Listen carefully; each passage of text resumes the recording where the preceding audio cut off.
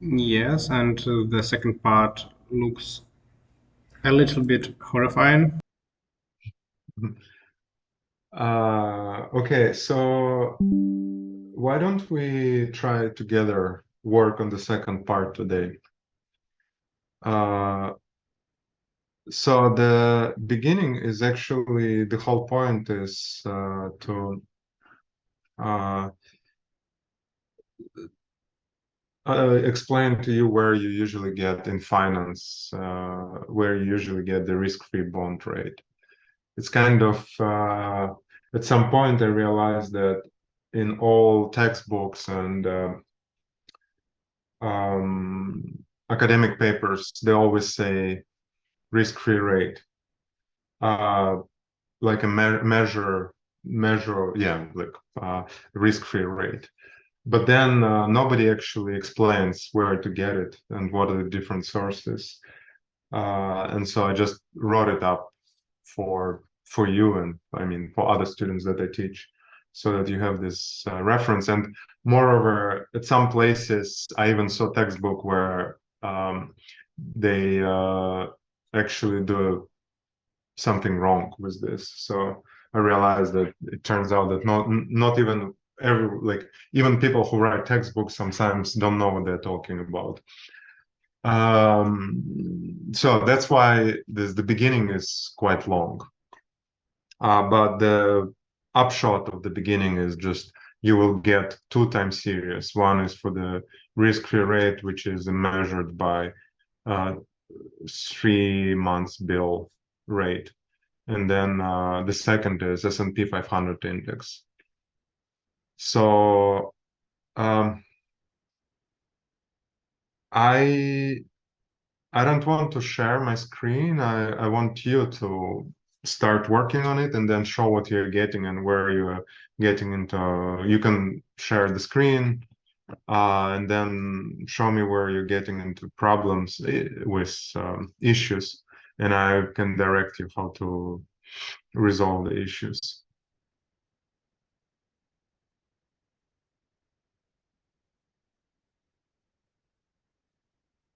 Understood?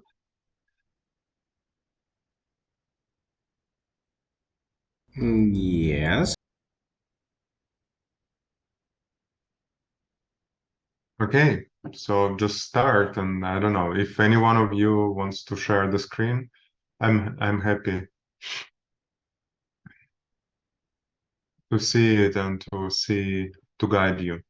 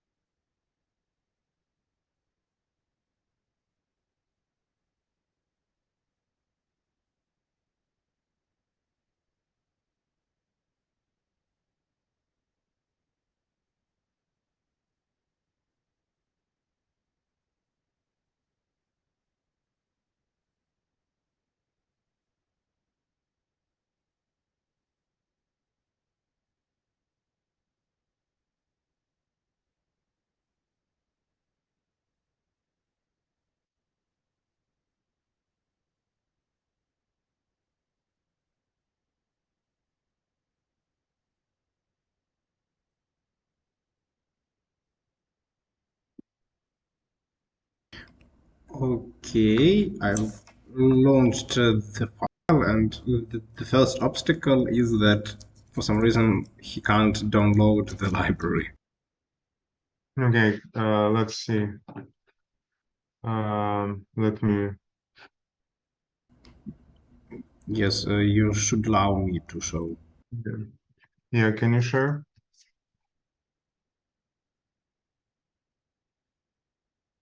Yes, so that's the first point.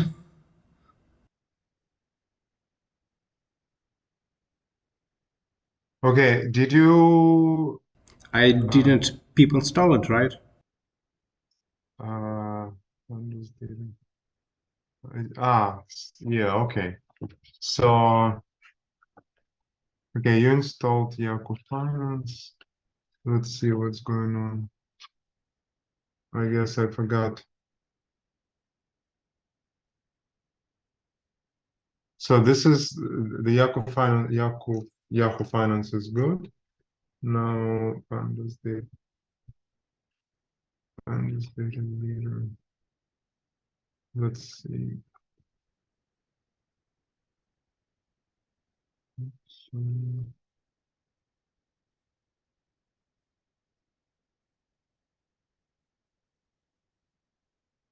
Should I install like pandas data reader? Mm, yeah, so can you Google and see because it might be that either I have a fuller version of this of pandas or I installed it separately. So I don't remember. yes, you've installed it separately, so here it should be. Okay. Sorry. Yeah, I should move it earlier. Okay, good. Where is it? Uh,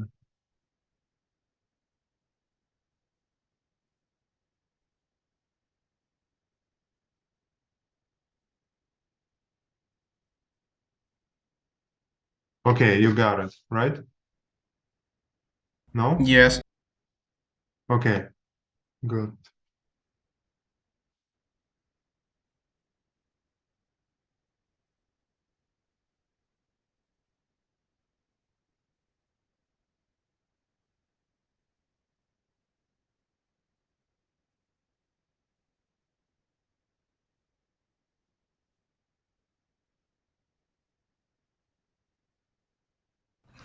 It's the passage about risk-free rate, right?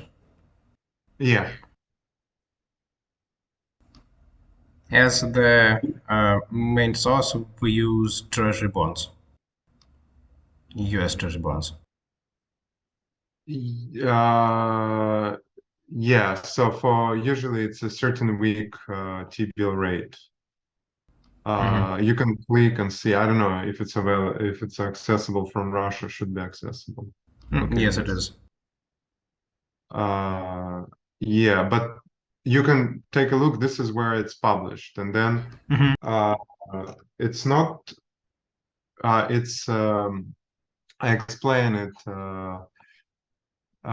in the note. You see here that there are two versions of treasury bills. One is constant maturities, and the other is a just treasury bill.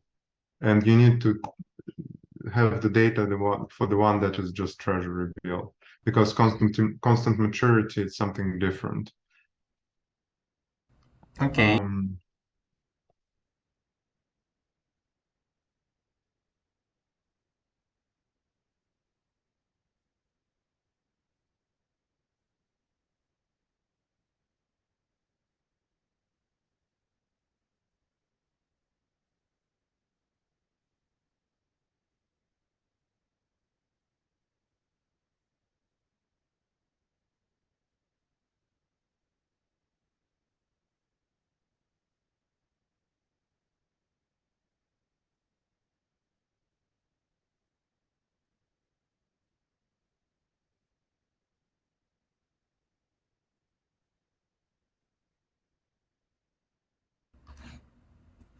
I think I will treat it like precisely later, but as for now, I understand that this is like the final result, the final rate, right?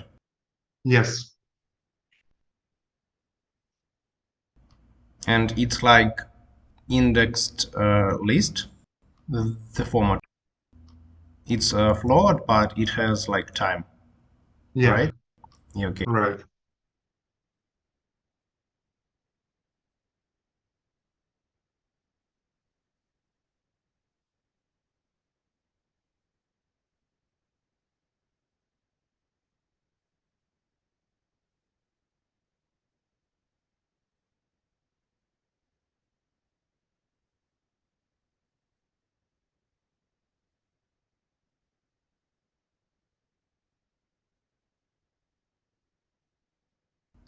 Is it just the error of the plot, but at this Yeah. point So they don't Yahoo coincide? Finance here also provides a risk-free rate, and this is what I write that it's for some reason it's different, and they don't explain where they take it from. So some people use the risk-free rates applied by Yahoo Finance, and so I just compare it and show that it's different. And I don't know Mhm. why. It's slightly different, and I don't know where this difference comes from. Um, but definitely the primary source is the one from the treasury, which is supplied, uh, which can be accessed to the thread.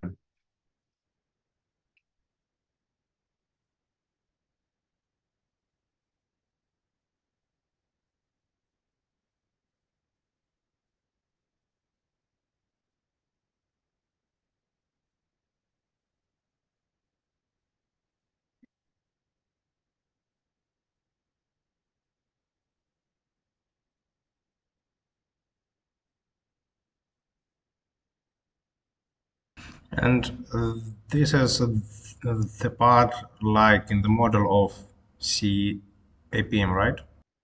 Like the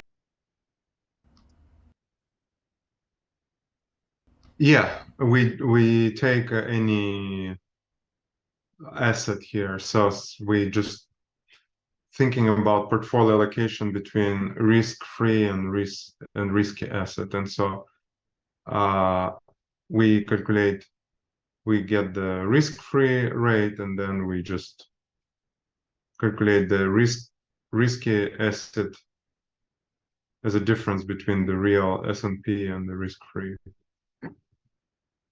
the return on the risky asset. Mhm. So as the market rate, we take S&P, right? Yeah.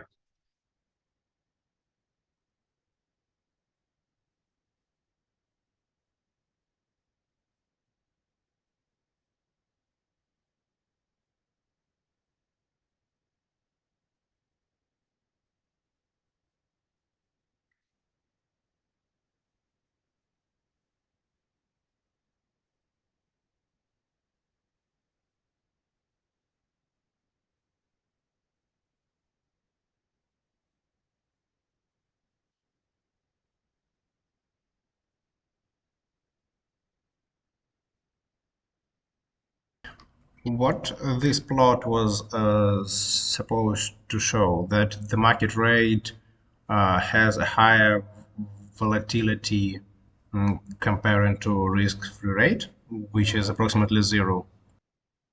Uh,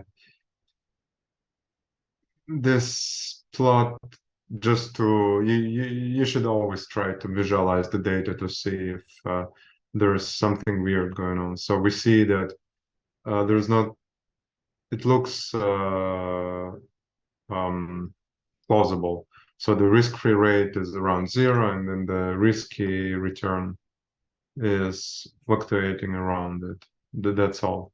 And there Hmm. are no gaps. There are no, I don't know, maybe super weird things. Hmm. Yeah, okay. And for example, we can see that it coincides with our economic judgment, so it has some serious drop, like in 2008, for example. Yeah, yeah, yeah.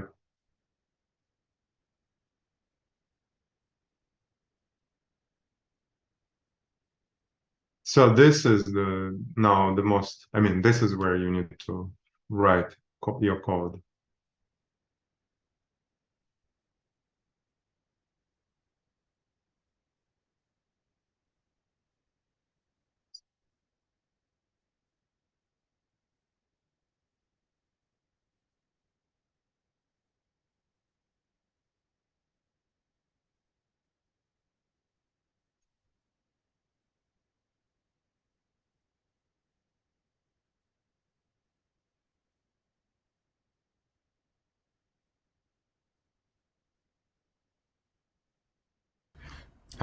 Who is A? Sorry? The letter A. It's like the number of the investor, the index of the investor. No, this is a parameter of risk aversion. Ah, yeah, I see. Okay.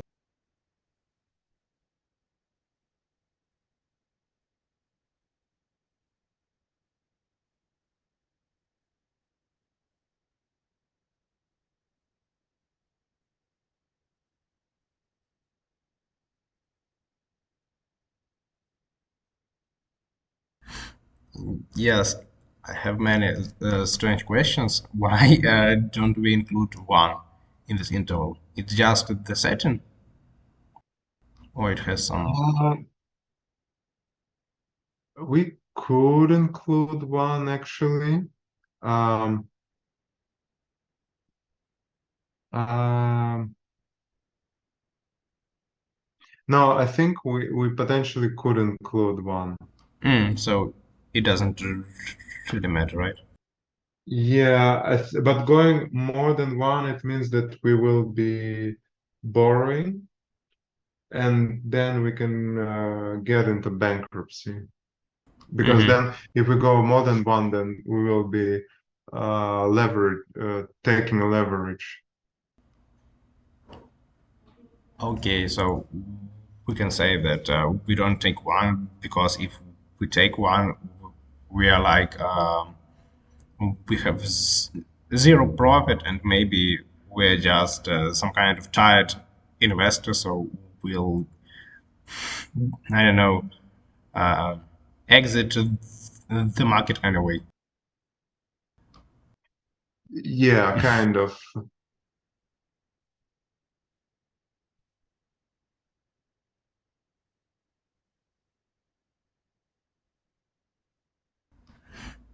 I've got a question about those integrals. So it's like, are they finite or not? Um,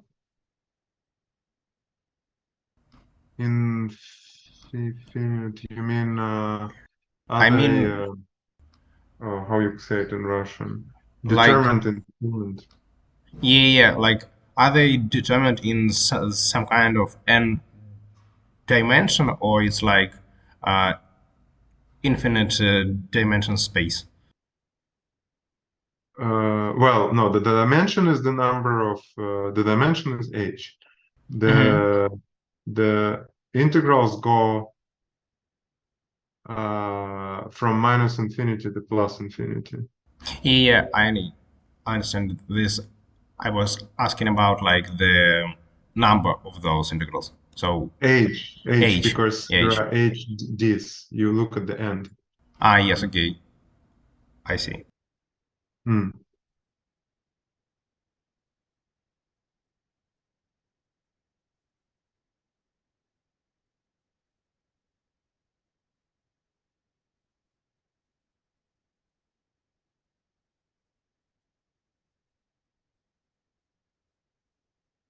And we need a numerical simulation because we can't solve this integral like formally, or because it's just too hard to solve formally. Um,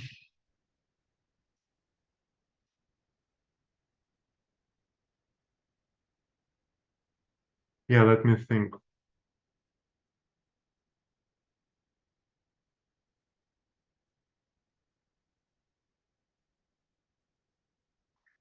Yes, the problem is that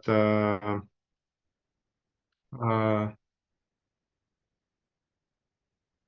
taking this utility, can you compute this utility? Uh, can you have a closed form expression for this utility? I'm not sure. I don't think you can have a closed form expression for this for integration of this utility, Hmm. Okay. but it might be possible. Yeah. But still, it's like it takes too much computational capacity, right? No, if you can have an analytical solution, that it actually will be less. So let me see. Uh, Actually, no, maybe yes, you can because it's y minus exponent. Yeah, I think it's difficult to have a analytical solution for this integral. I mean, it's not possible Hmm. Okay. because actually it's simulations that take more time, computational power. Hmm.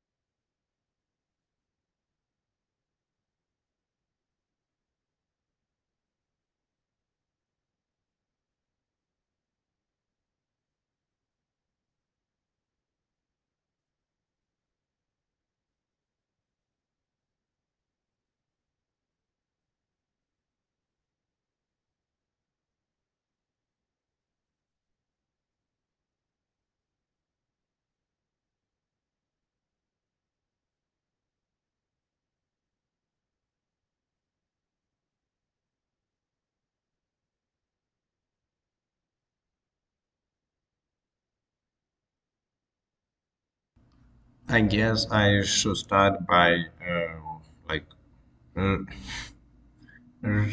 remembering the code from Seminar 1, right? Where we worked with distributed data. Sorry, say it again. I think that I should start this task by mm,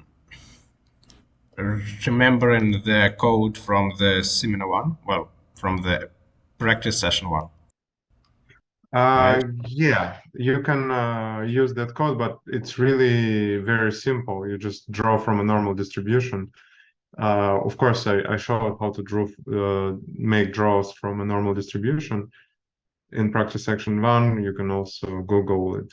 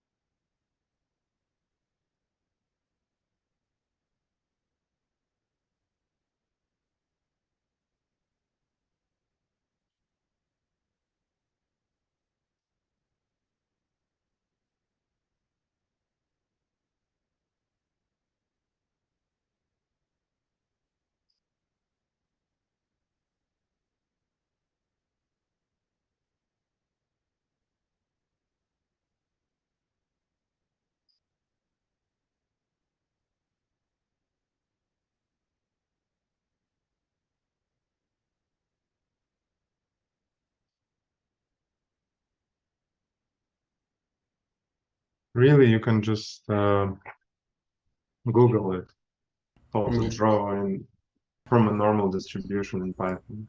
yeah, But okay. of course, I did it. Of course, I did it in the tutorial. Yeah, I just mainly work on another computer and I have all files there and I can find it like now in Discord. So yeah, okay.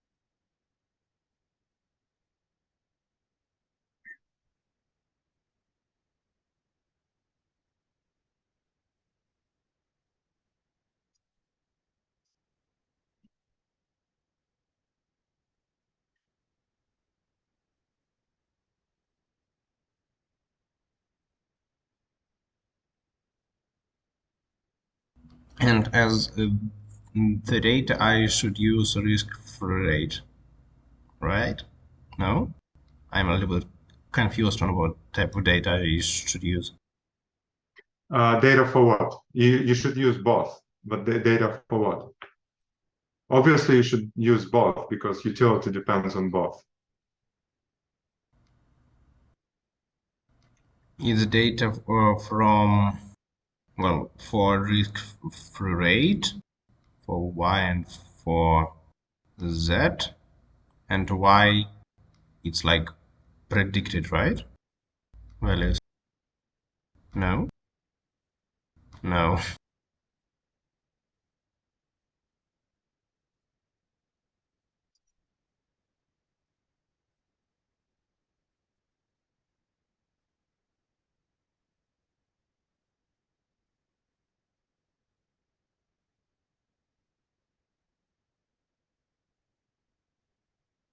Should I like simulate I or Y? So, okay, what do you understand the problem? What do we need to do? I guess not really. So your time period at time t, whatever is your end period, and you want to construct, uh, say, one horizon, a portfolio that you will hold for just one quarter. So this is quarterly data, and you want to construct a portfolio that you would hold for one quarter, or 2 quarters, or 3 quarters. H is the number of quarters. So the question is, depending on the horizon to which for how long you want to hold your portfolio, you will be choosing different weights potentially. So you need this problem asks you to find these different portfolio weights for the classical approach and for the Bayesian approach. So Oh. you are type T, which is Hmm. wherever the end of the period of the data that you downloaded, and you're deciding your portfolio weights. So there would be, I asked you to find portfolio weights for 40 periods, for 40 different horizons. Hmm. So I want to see 40 different portfolio weights. And they all solve each of the portfolios, each for each age, you need to solve this problem independently because that's the whole point of this problem. See the difference in your portfolio choice depending on the horizon for which you're planning to hold this portfolio. Okay, now I'm getting it. And age, it's just this parameter, right? Yeah.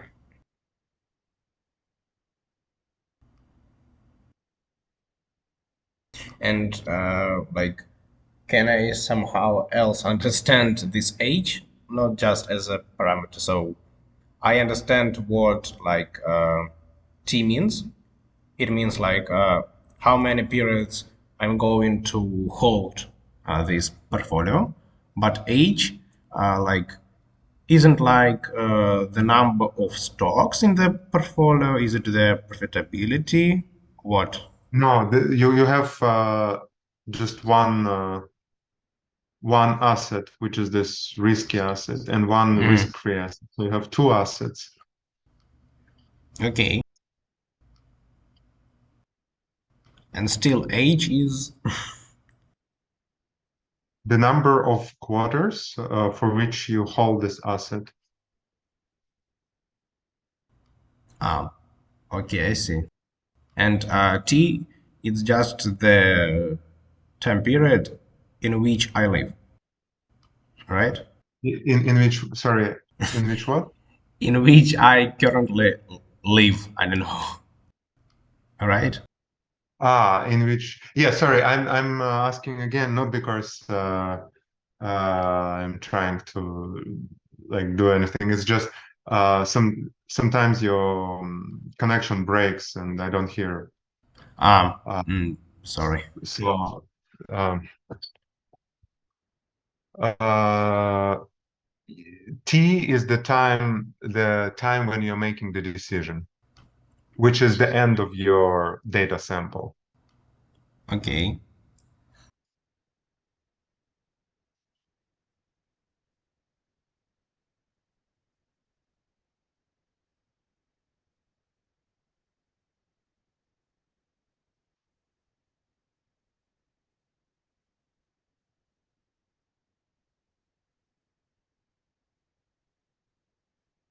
Other people can join, by the way, also to if uh, is anybody else who is following?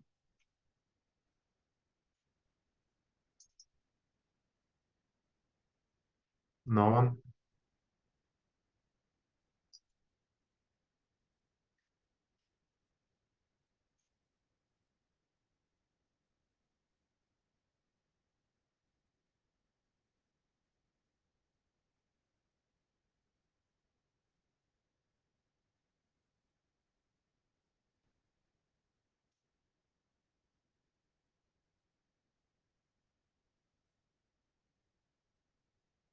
Okay. Now I finally understood what I should do. Now I shall understand how I do it.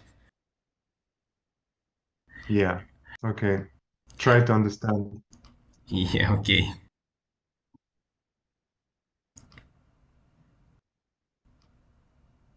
Maybe I'll take several minutes to find the file for the first seminar. I guess it should help. Hmm. Okay.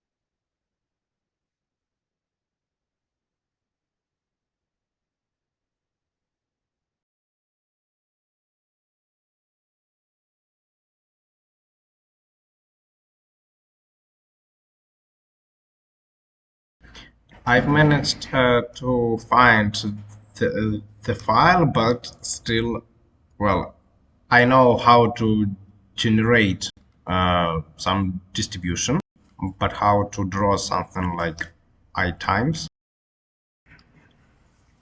I can show. So here is our first tutorial, but we mainly were comparing like the regressions and just the normal distribution. So that's that's how we generated normal standard distribution. So this one was all right, but still, first of all, I think, We didn't, sorry, we didn't generate. We made a draw, but okay, go ahead. okay, we made a draw. Okay, ah, I see. So we make like 10,000 draw, right? I don't know. Take a look. It's written in the code. Yeah, yeah. So we take 10,000 draw. Uh, Yes, I guess so. Well, taking this part of the code.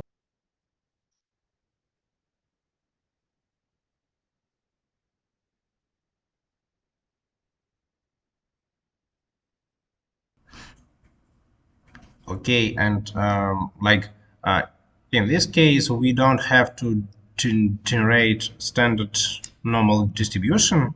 We need normal distribution with some params.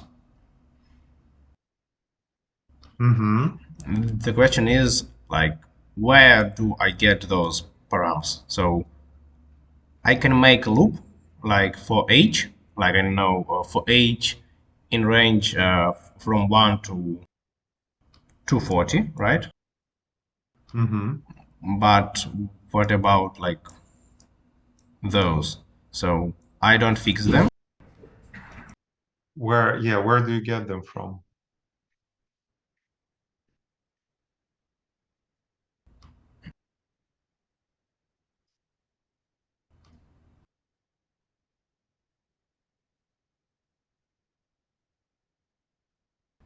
They are given to me somehow or not. I don't know. Think. I mean, it's written there.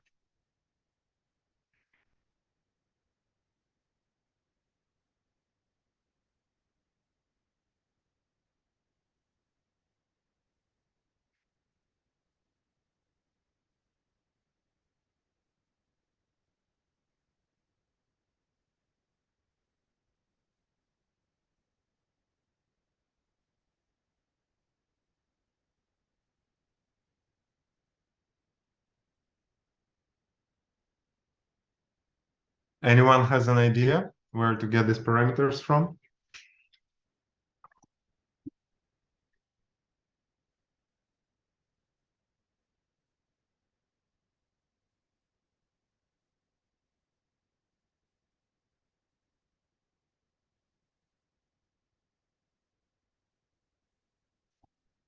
No?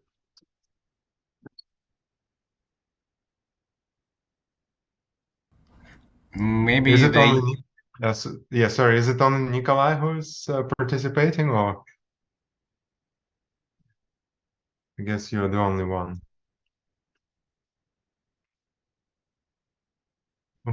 I wonder what other people doing are doing.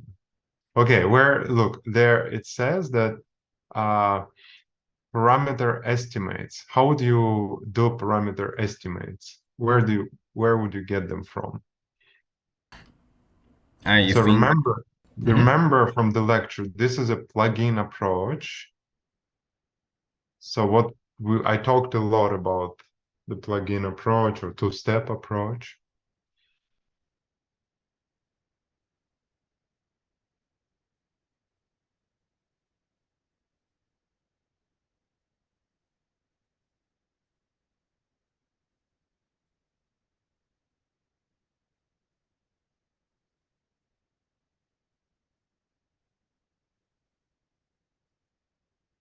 Well, in my conspect, I have that at first we shall find an optimal point forecast we using some kind of expected loss. And after that, estimate, well, the second step, estimate relative features of the distribution. I Okay. guess And then I was explaining, and even somebody asked me a question. I think it was Daria, who is not here. Uh, Somebody asked me a question. Um uh, how you estimate these parameters.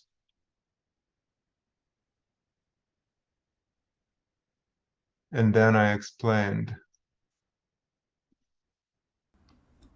I guess it should depend on the kind of expected loss function. So, yes, that's, but okay, tell me about the plugin approach. What was the point of the plugin approach? Um, I spent some time discussing the issue with the plugin approach and how it's usually used by people. And one issue is that um, people like, might be taking parameter estimates, relevant parameter estimates from some standard estimates that are not necessarily consistent with the loss function. And this is what people do. And basically, we kind of doing the same here. You just need to take some parameter estimate. for example, under the assumption of mean square error loss, Uh-huh. our decision rule should just take an average, shouldn't it? Yes.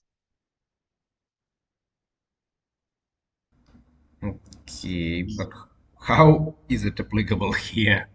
Uh, I need to take an average, and Yeah.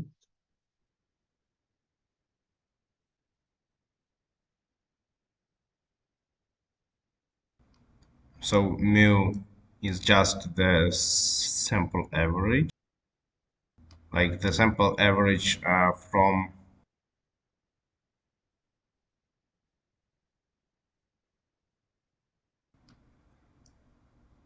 excess return on stocks, right? Yes. Well, basically it's written just here. Yes.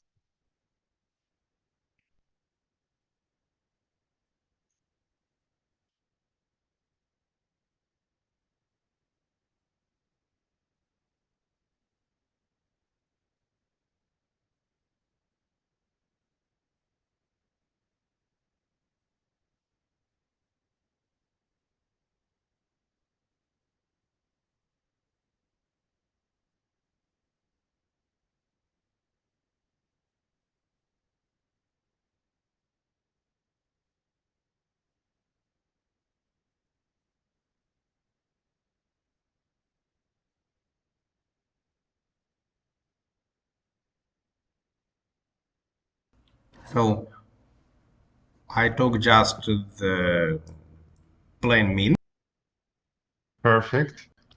and I think following this not completely like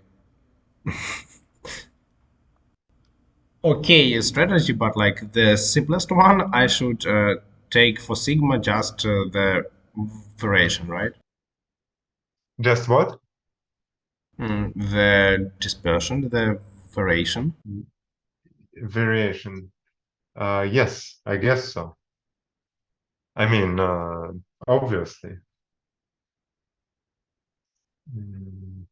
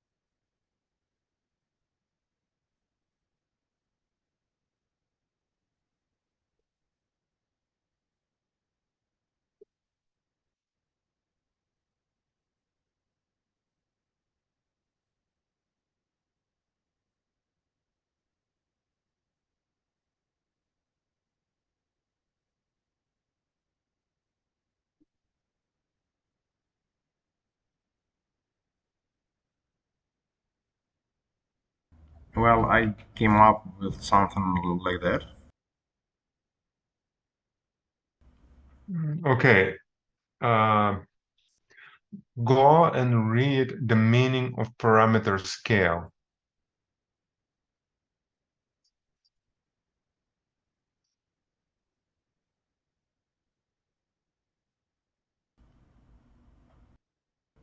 Standard deviation, so it should be like variation squared, right? Yes.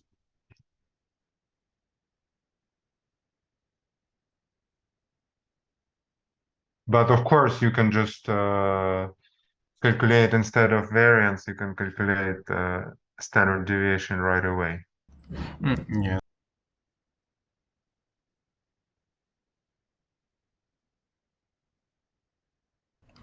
Okay. I guess it should be NP, right? Okay. Uh,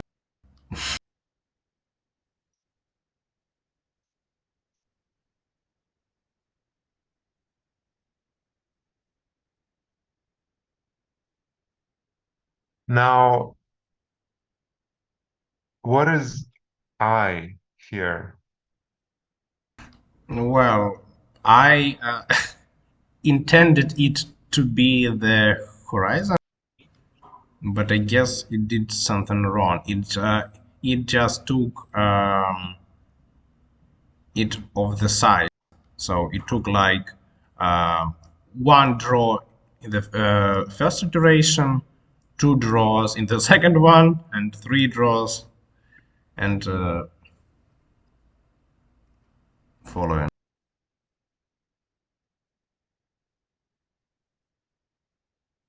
It should be like one because I need. Go and read the specification. Everything is explained. Yes, it's an Not, I mean, this, of course, size is how many draws it makes. That's clear. But how many draws do you need to make? uh, I need to take I draw I times from n From n, what is n? from the normal distribution with Ah, those yeah. parameters. Okay. So what is I?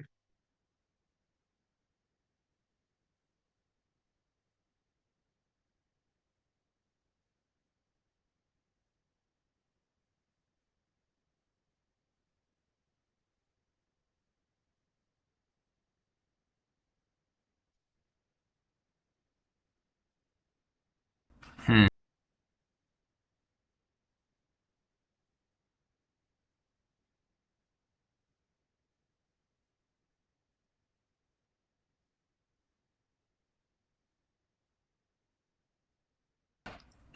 As I can see it, it only appears here, so it's like the parameter, but still. Okay.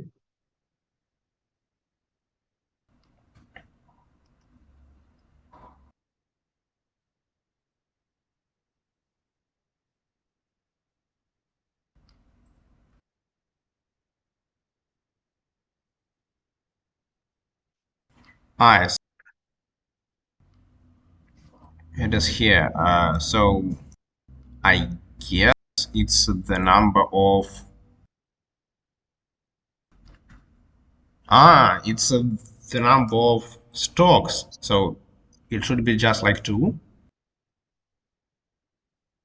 No? No. Uh, how do we do integration by numerical simulation? I mean, you might not know, but it should be intuitive. Uh, well, I should, as I understand it, I should simulate like lots of data, and after that take the mathematical expectation, and it will be approximately the same as the integral, as I got it. Not the mathematical Mm, expectation is just sample average, yes, okay. okay, which means that what should be I? Mm, Just any big number which I want. Perfect. Any big number.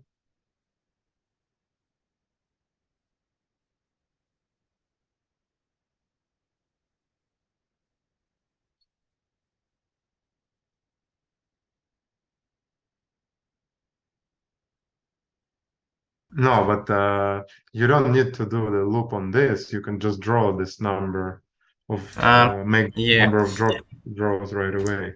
indeed.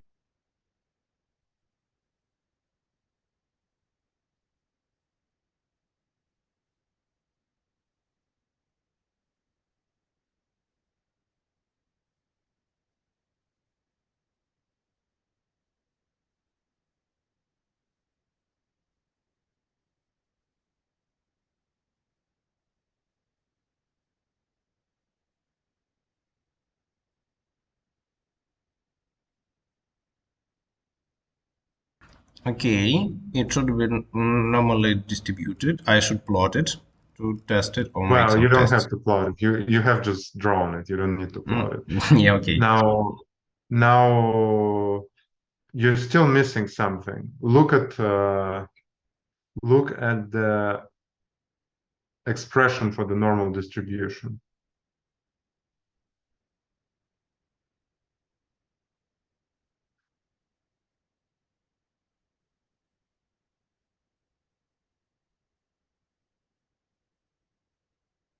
I mean, what is the normal distribution that you should be drawing it from? Yeah, okay. I should be drawing it from the distribution with those parameters, but also I should multiply those parameters by h, and I didn't Yes, do this.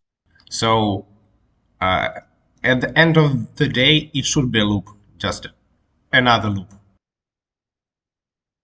yes.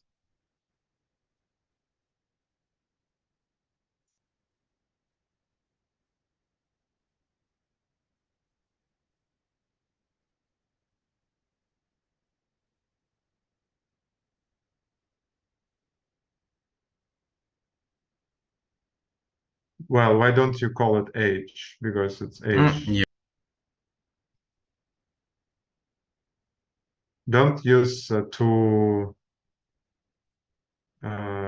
long variables names for what you can.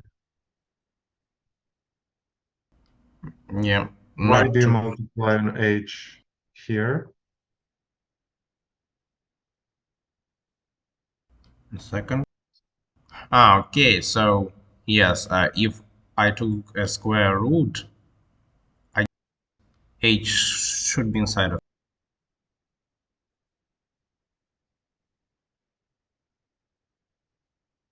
Okay, and in this case, I should append it for sure.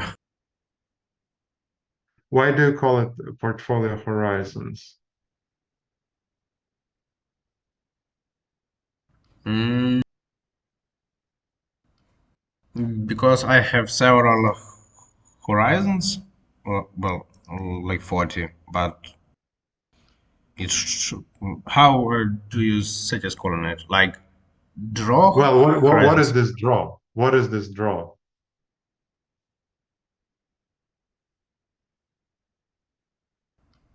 Well, It, obviously it's not a the name of this draw obviously is not portfolio horizons. It's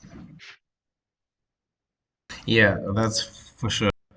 So it's like the draw of the normal distribution for several portfolios, like that. So it should be like just draw, draw horizons.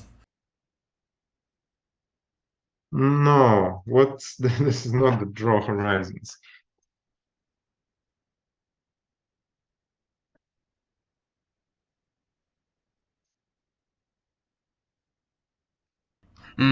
It could be just my sample.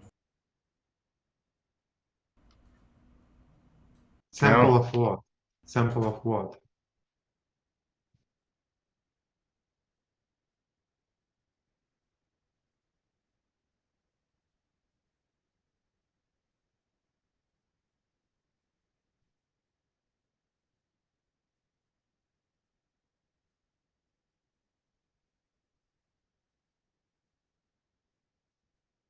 Actually, it's the sample of this thing. Okay, and what is this thing?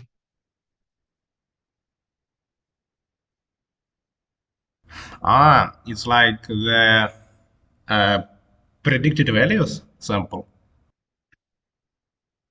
Uh, Well, the kind. sum of them.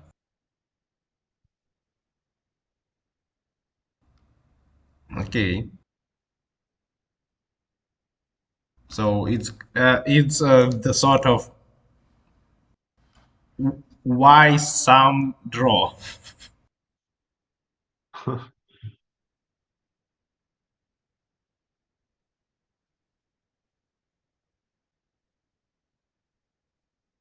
Okay, that's better.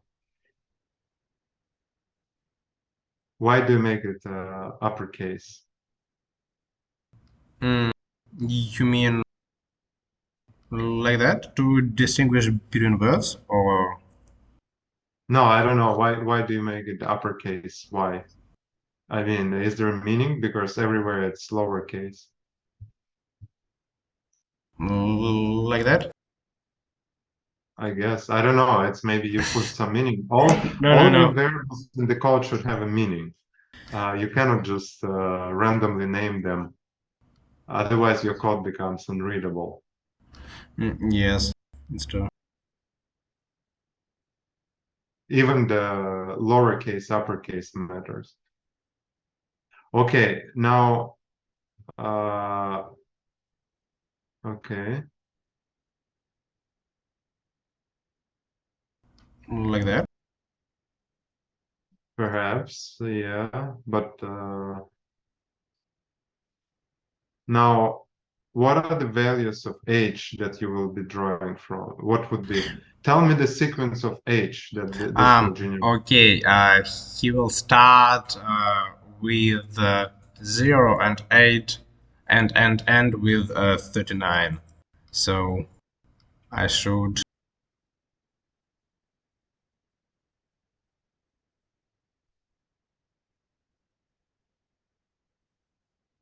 I should do it like this, right? Uh, okay, try. No.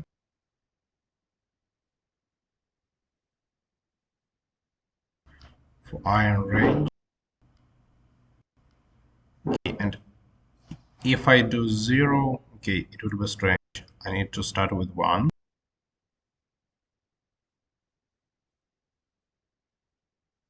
What is the error? Okay, okay, yeah. Yeah, error is that my syntaxis is bad. It doesn't work that way, and I should correct it. Okay.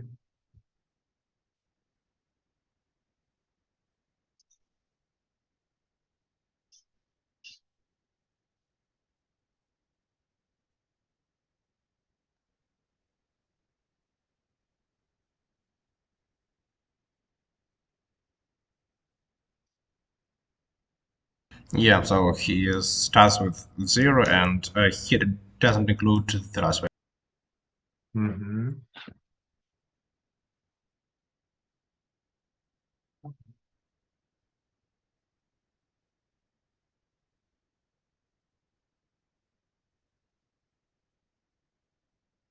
Yeah, it was just a comma.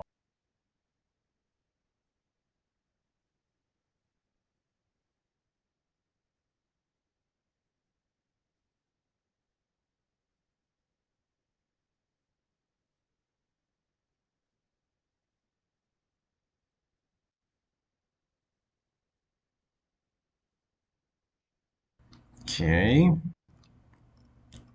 it's a big array.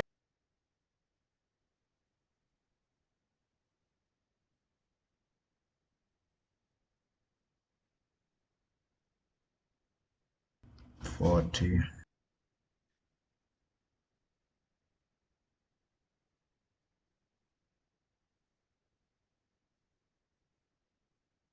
Well, I guess at least it's something of the dimension I intended it to be. Mm,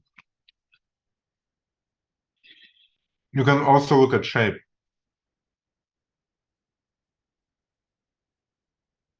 I mean, instead of len, you can look at shape.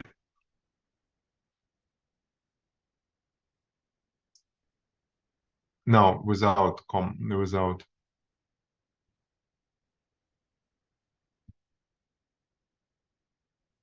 No? Did you run? Oh, yeah. Um, No, I guess ah, shape is not for it's the a array. list. I think append is not correct. Append. Well, I got an array. Is it bad?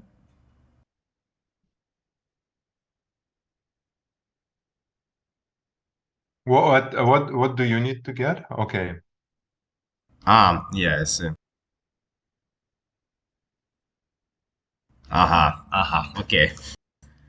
So I've just got like a list inside of list, and I need only one list. Sorry, you need only one list? Well, I've got like two-level array, Mm-hmm. so I can just rewrite my sum with its zero element, and that's would be what I need. So I could easily iterate it. Well, this thing.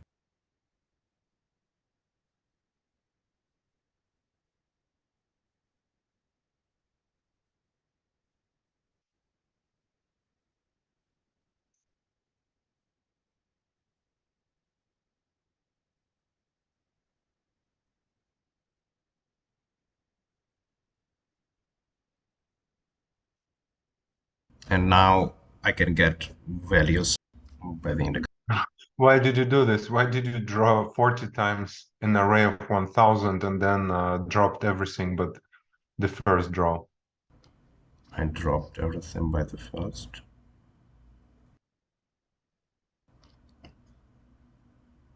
Give me a second. Okay. If I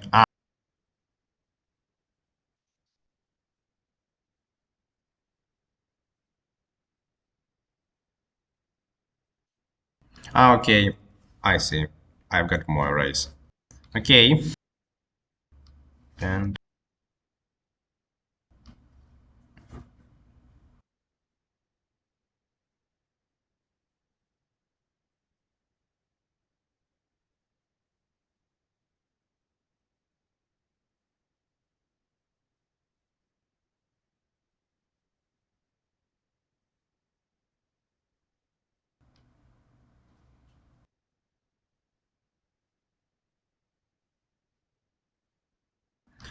okay. So as I understand it, I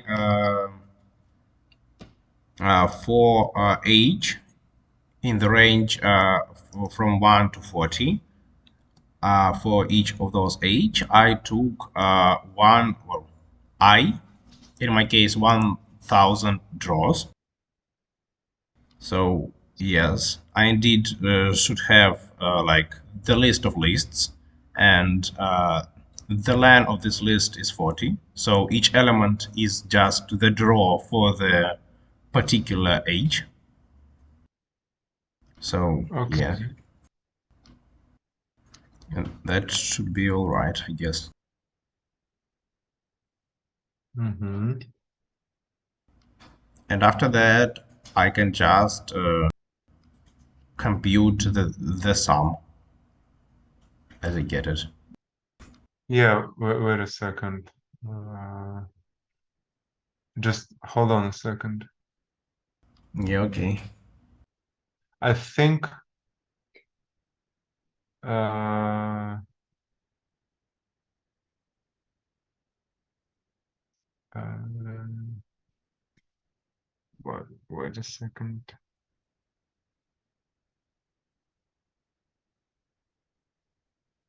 Yeah, you kind of were already drawing a sum. So sorry that step two is not needed. Hmm. Okay. And yeah, okay. Don't understand why it's not Because needed, you but okay. already draw the sum. If you want to draw, you want to have the h values. There are two ways to make these draws. Either draw it independently and then add up, or just draw them all at once because they're all independently drawn from the normal distribution. Their sum will be a normal distribution with multiplied by h there. Yes. So we don't need it, right? Because it's already the normal Yes. distribution. Yeah, because it's already the sum. You already were drawing from the sum.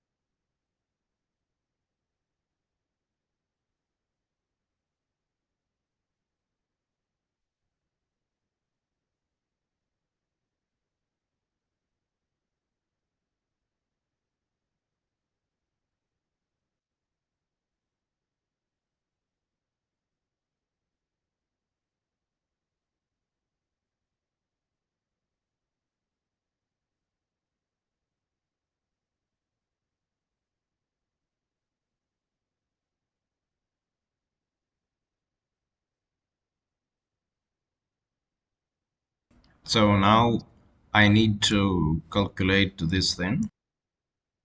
Mm-hmm. Okay, I know, well, I set actually the I know the A, I know those parameters. Mm-hmm. I know R. Mm-hmm. The only thing that confuses me is WZ.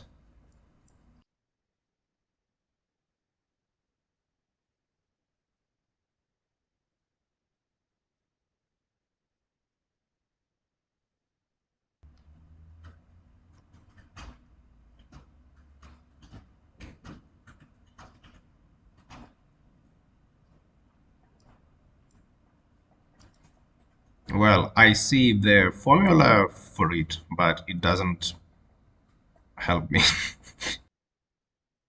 Well, it's written there in part E- 2.1.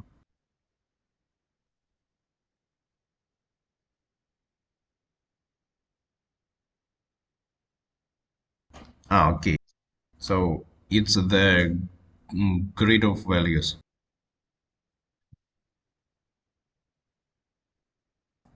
And it's not W, it's omega, right? Mm-hmm.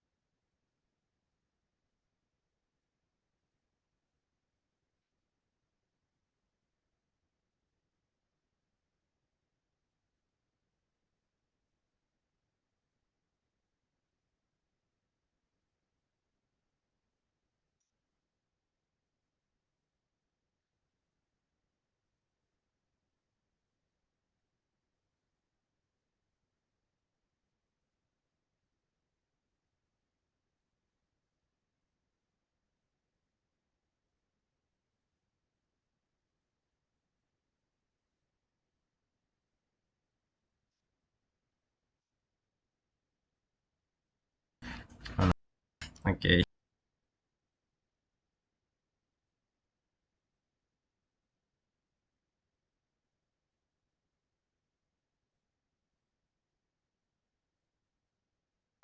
I solved this problem. I just don't need range. I need another function.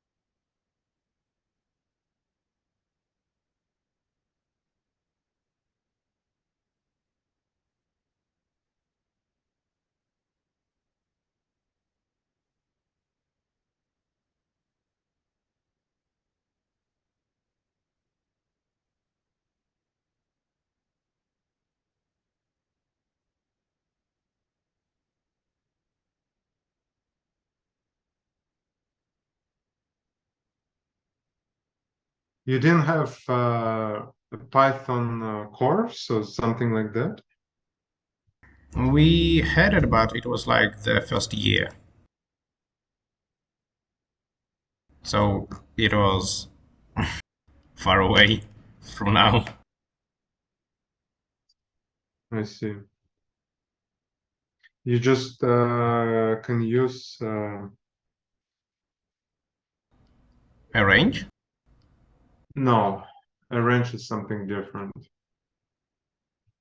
I mean, you should use um,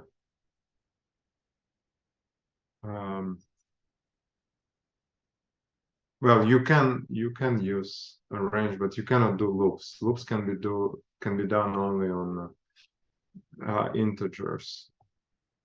Mm. You can one way to do it is to use numpy linspace. Or a simpler way is to use what you did, remove 4, from this line. Yes, just remove it, and then put this whole, and I mean, of course, remove the end, and put this whole thing inside of square brackets. No, in range, in range, and then put this whole thing in square brackets above, where omega is assigned a value.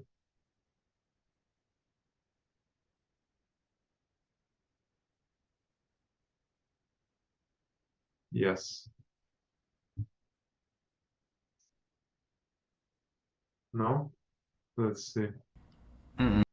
Uh, Arrange doesn't know float. maybe numpy or range, or you can say linspace. I mean, linspace, no. Uh, linspace is, so start writing omega is equal, I mean, assigned np dot linspace, then the same thing that you wrote about without, it's a function, so not square brackets, but yes. No, it's a function. It takes value beginning, end, and how many values you Um, want to take. yeah, it should be like that, right? Only the third value is the number of points you want to have. The third value, the number Like of points. 100. Ah, the third or the fourth? The third, the last one. It takes not a step, but the number of points. Okay, so it just divides the interval from 0 to 1 into 100 intervals, Yeah. right?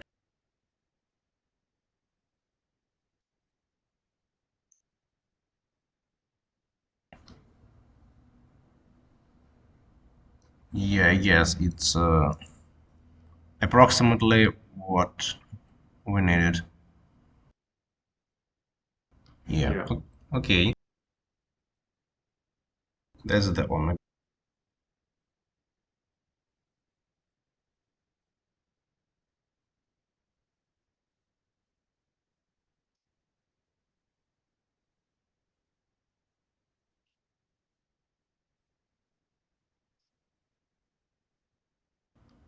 Okay, just have to write this thing now, I guess.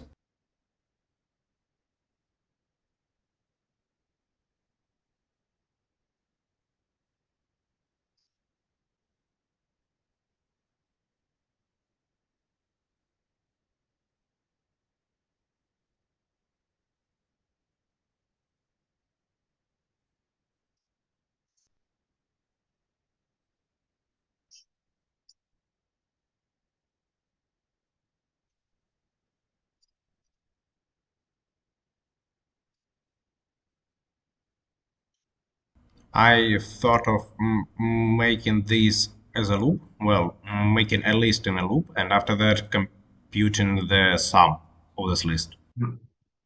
Okay.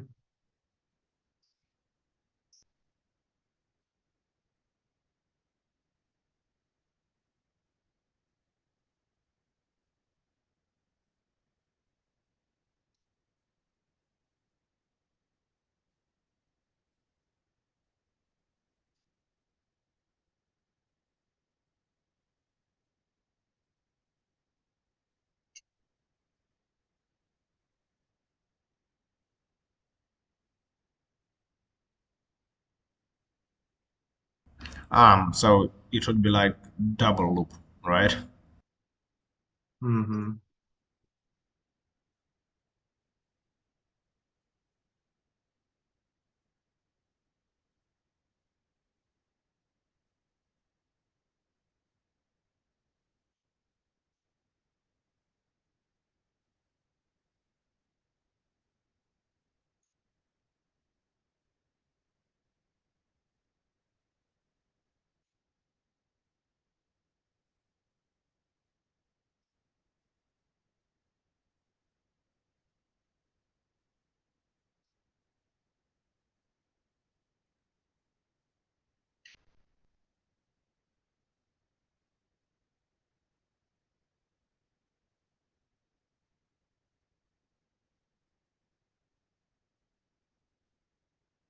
Or even triple loop.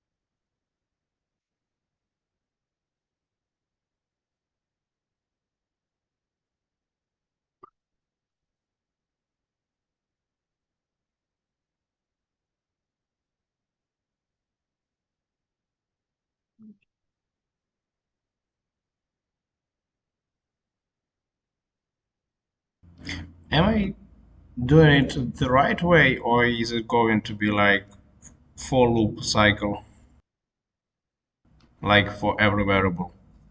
No, you're doing something very wrong. Something very wrong. Okay, so my idea was that I have like I have I. It's the thing I'm iterating by, but I also got omega, I got R, and I got H, and I got Y.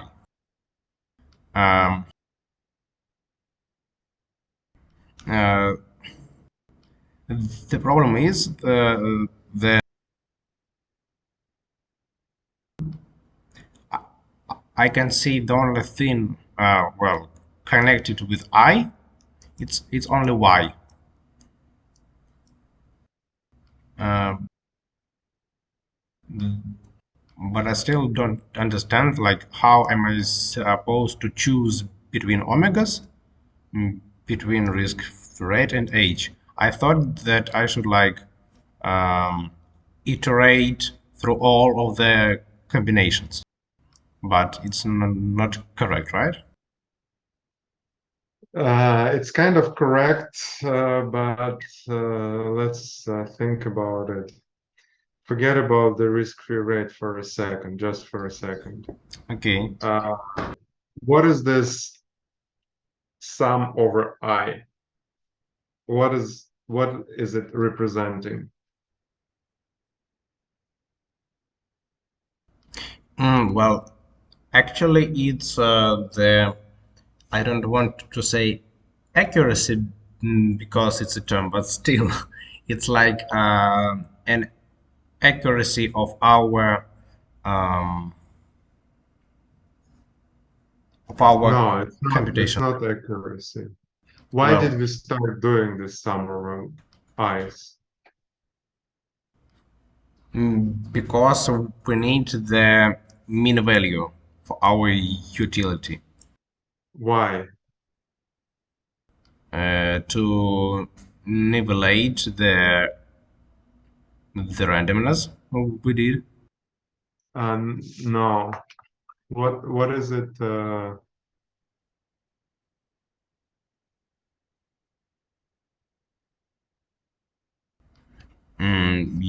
You mean utility?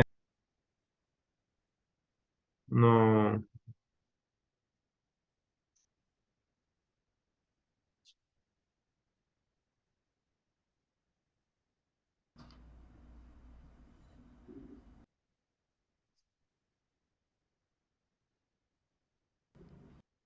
What is this sum?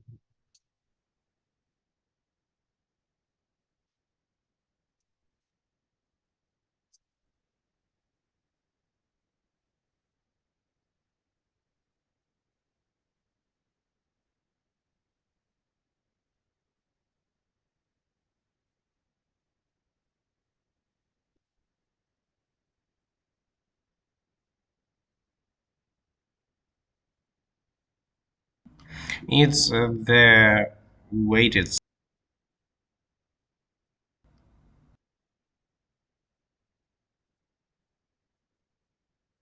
of Yeah, but yeah, risk. but what is it?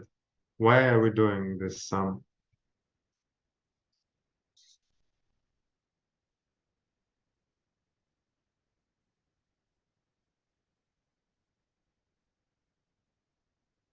As I got it, it should be like the same as our theoretical integral. Okay, So it's our mean uh, using which we're trying to approximate this integral. okay.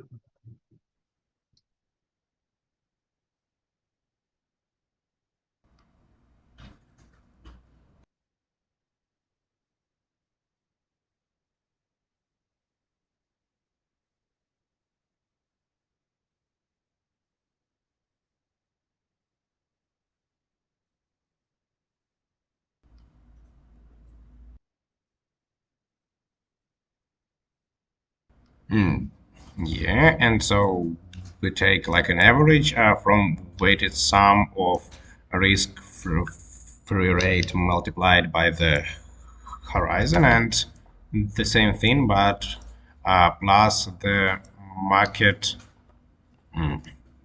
how was it called? Excessive return rate or something like that.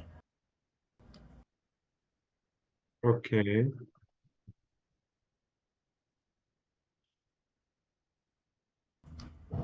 But it still doesn't answer the question like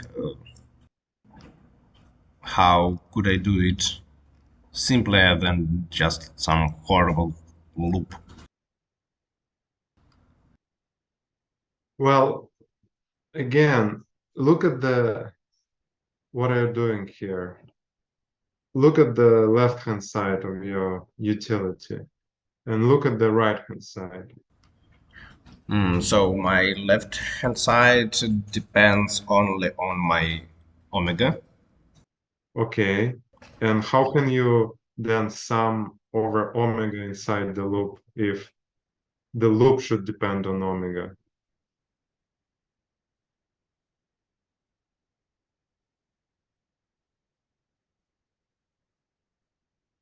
The loop over the sum over I should depend on omega, while you're making omega depend on I.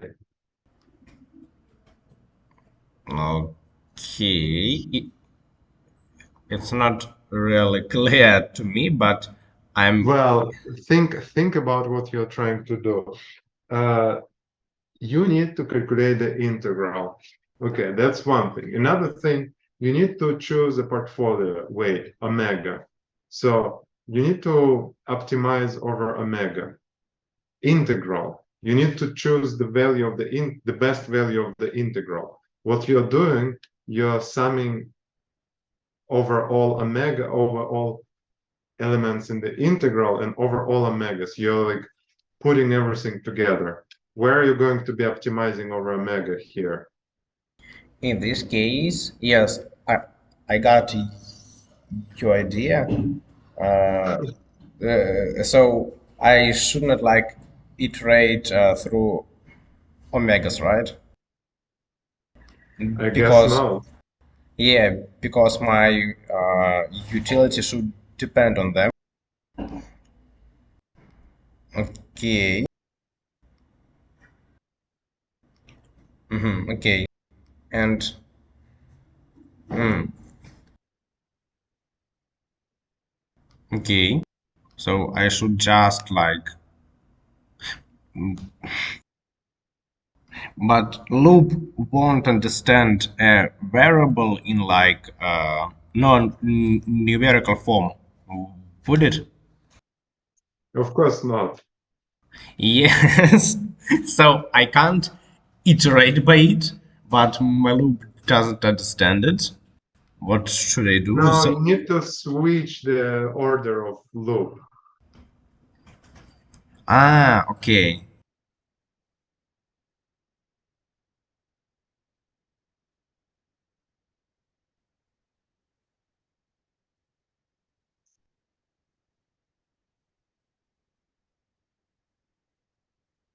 Well, obviously not here. Yeah, I don't yeah, know yeah. It what should are you be doing. after the loop for the age, right? Of course not. Oh my god. I thought it should be like the last loop or is like the first loop. I don't know. Think. I mean, can you think a bit what you need to do? Like you need to choose. You need to solve problem independently for each age. So for each age, you have an independent problem. What does it tell you? That tells you that the loop over age should come first because the thing that is independent goes first. Then the next thing should be what? What is the next thing? You need to be optimizing over omegas. For each horizon, you need to be optimizing over omegas, which Mm-hmm. means that omegas go second. Then for each omega, you calculate the sum, which means that it goes after omega. Yeah, I see now. I just didn't think that the order matters that much. Okay. Of course, it matters.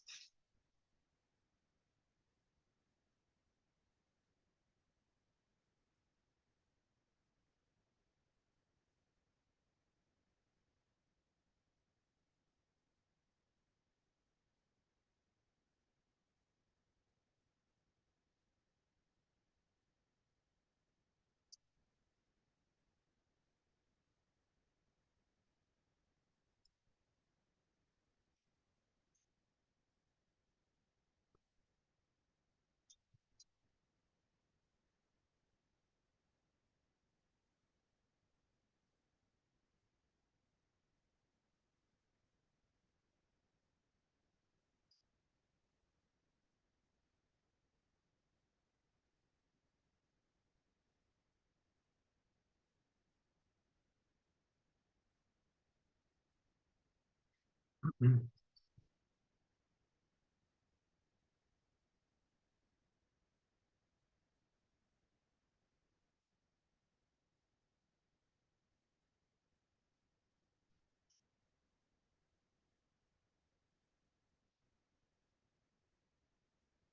No, did you hear what I said? Did you listen to me? Can you repeat what I said about the order of loops? Mm, yes. First of all, we should iterate by age because we solve separate problems for different horizons. After Okay, that, um, we solve our problems for different omegas, and okay. for each omega, we solve a problem for our risk-free rate. No, I didn't mention the risk-free rate.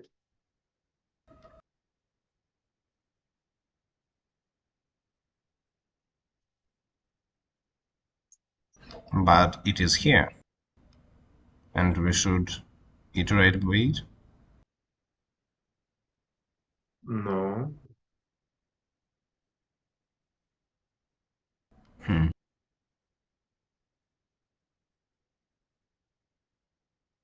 The risk-free rate, we just take it at the end of the period. Just one value, the end of our period risk-free rate. Ah, I thought that we like build separate cases for separate risk-free rate based on our historical data, no? So we just like take the last one. No, we are at the end of period T. Mm-hmm. Our risk rate, it's written here.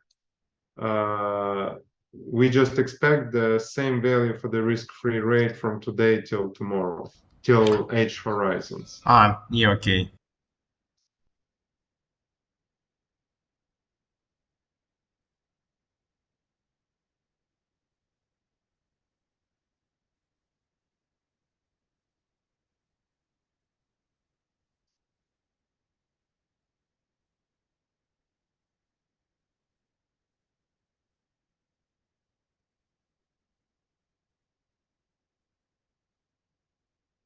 You can take -1.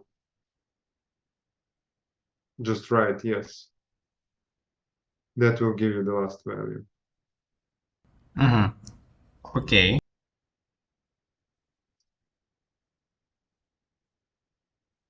But still, what you wrote is wrong because this is not what I told you in terms of the order. What is this? What is this loop over I? I thought that it's like the first loop because we take the sum of it. Well, obviously not. If we don't do this, we'll have like separate sums for each problem based on age. Is that correct? Of course, because we're calculating the integral. How else are you supposed to calculate the integral? For each h, you calculate the integral. What is the integral? The integral is the sum. For each Hmm. h and omega, for each h, you find omegas, and to find an omega, you need to calculate the integral. What is the integral? Is this sum. Hmm. Yeah. Okay.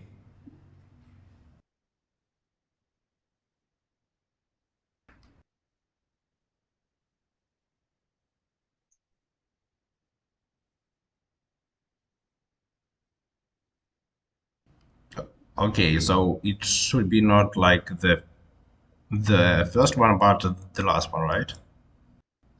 Based on your words. That's what I was trying to say Okay. for like 15 minutes.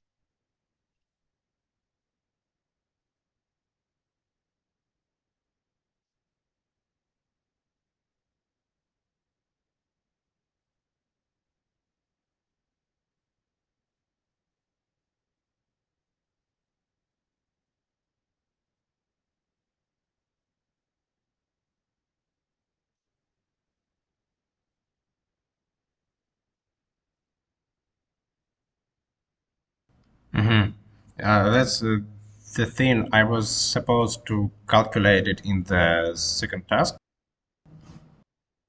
but we've mentioned that it was already calculated, so I should just get it.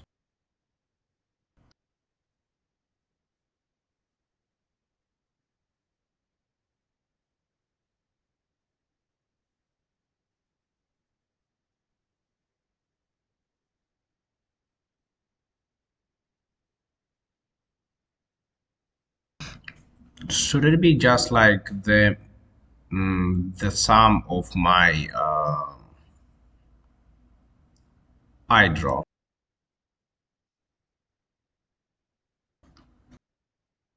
It will be normally distributed.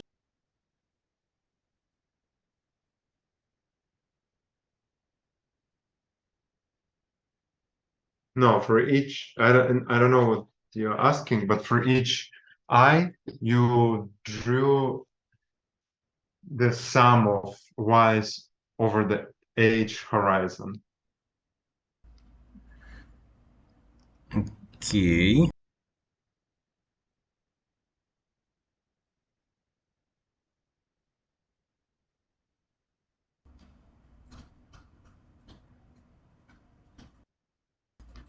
So, for example, this is the draw for the horizon, I guess, 2. Okay. So I should just take the sum of it, right? I don't have it yet. I have only the draw values. No, this already sums because you were drawing from the normal distribution multiplied by age with parameters multiplied by age. So you already summed it over Mm. implicitly over the horizon of length age. Ah, I see. Okay. So, but uh, still, so I should just like choose, I don't know, like the zero element uh, for each. Look at the formula. Look at the formula for the utility. Yes, it's the sum of y's. I see it. That sum you drew. What is I here? It's What is small I here? it's the particular big I, capital I. So, so look at the y's here.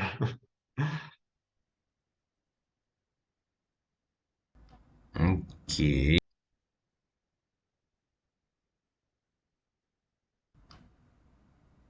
So I have like a No, what I thousand. mean on the formula for y's. Yes, they depend on I and Okay, on I guess it's theta. Yeah, tau, tau. tau.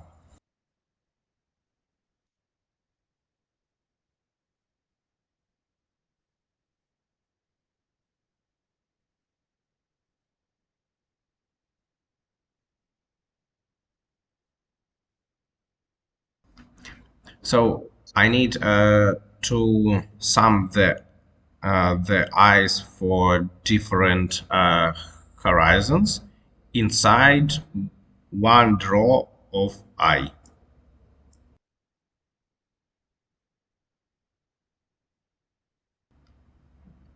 As Well, I get obviously not. not.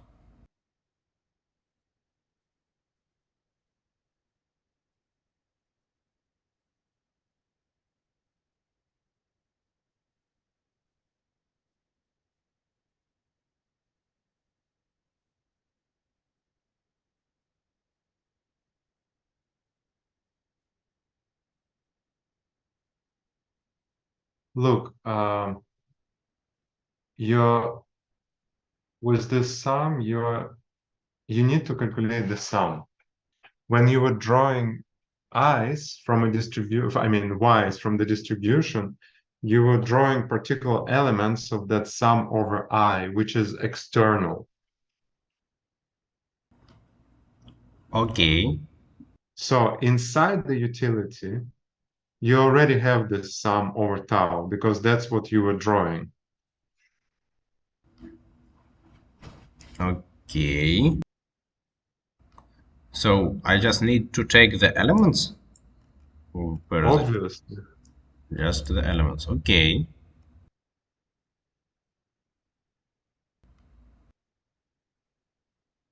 The problem is that I will have like 1,000 multiplied by 40 elements, right? Why is it a problem?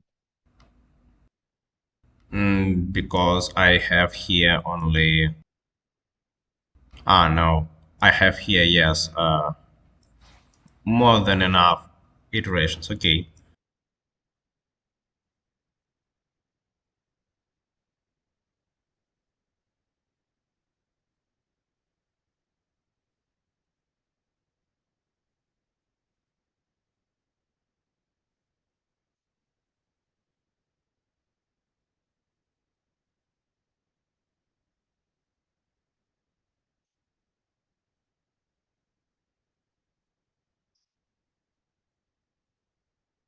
Like that, I guess.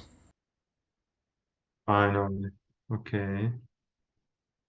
The only problem is that h goes from 1 to 40, Hmm.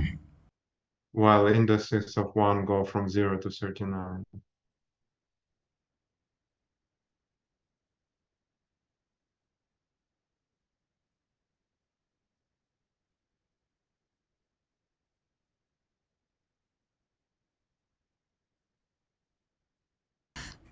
If I do this, it won't solve it, right?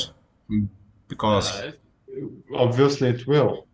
If you subtract 1 from 1, it will be 0. If you subtract 1 from 2, it will be 1. yeah, okay. My It works. my calculations show that it would work. Okay. And as for the yeah, okay. And as for the last element, it won't be 41, it would be 40, and he will take like 39. Yes, okay, it works.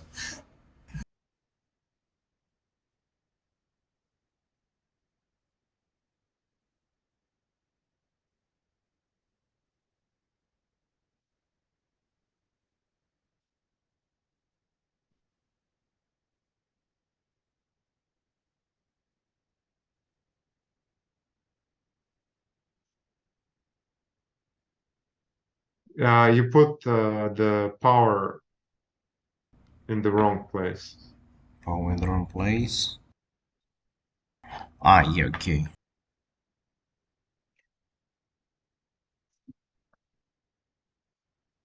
Okay, like that. Yes, it's this part, and I just need to sum it, and yeah. Ah, yeah, okay.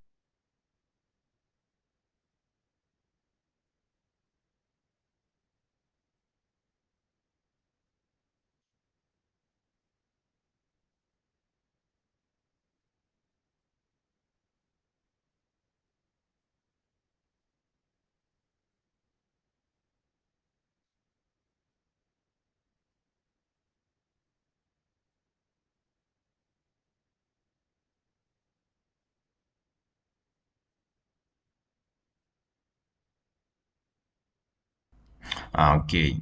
It. I guess it's npx.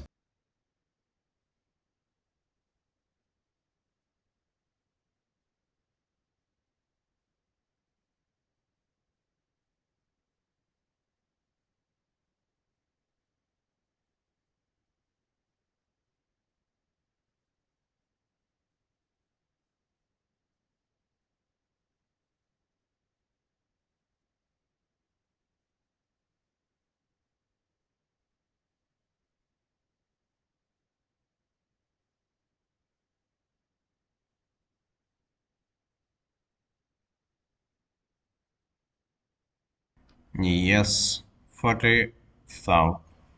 No, it's more. It's 4 million.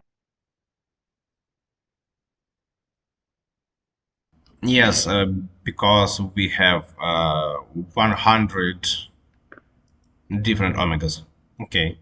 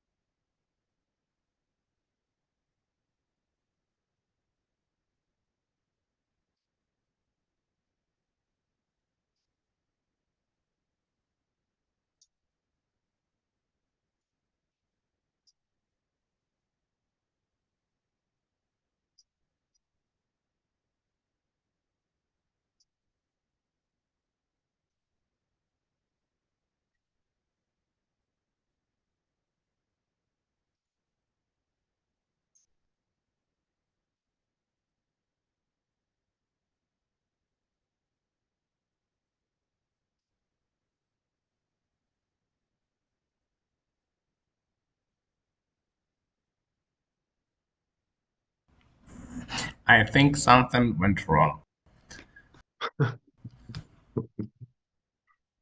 It shouldn't be less than zero, should it? Well, as a utility, it could be, but still.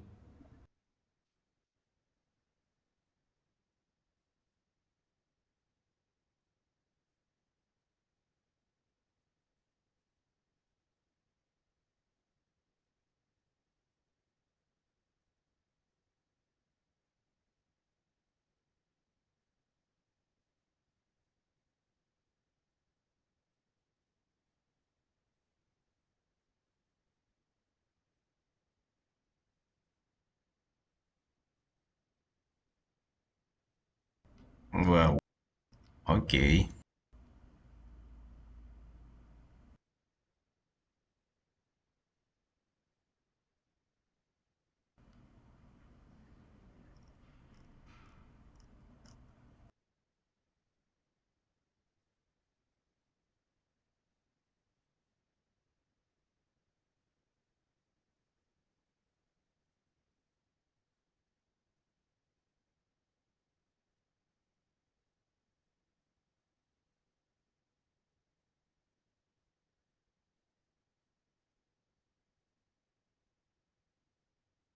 So I guess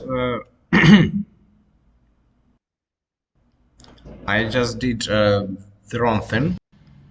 Well, at the final step, so I should like do 100 utilities, and after that check which omega maximizes the utility, right? Or not? Yes.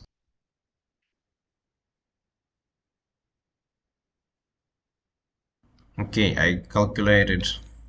So, but still, omega is in our integral, so I just can't skip it. I can't like put it like v, like x uh, in the equation. I need to put it here, but in this case, I can't distinguish between different omegas. I'm a little bit confused about this.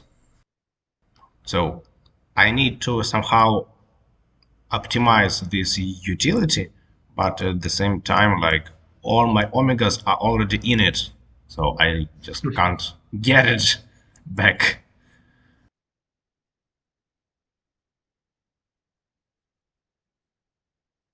So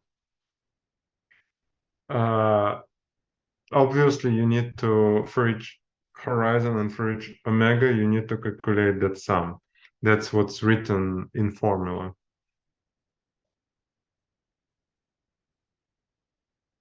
Obviously, you need at least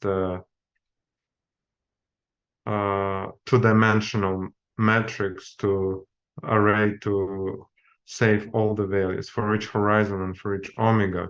You need to calculate this.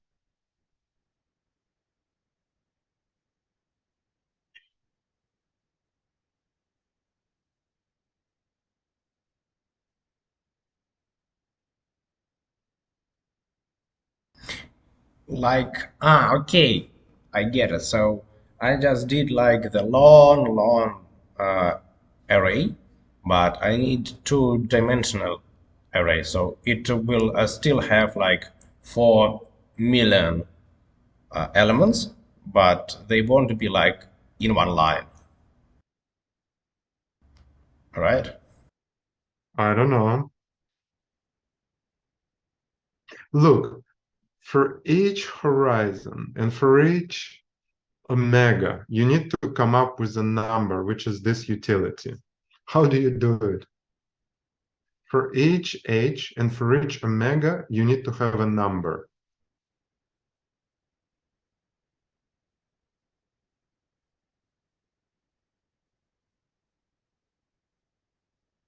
For each omega and each horizon, I can get this part. The whole sum. You need to calculate the whole sum for each horizon and for each omega.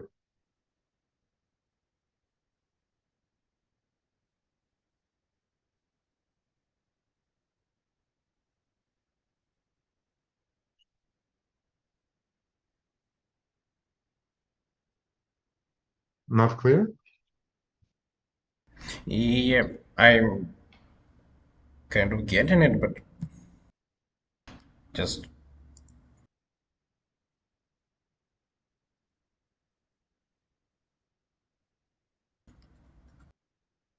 uh,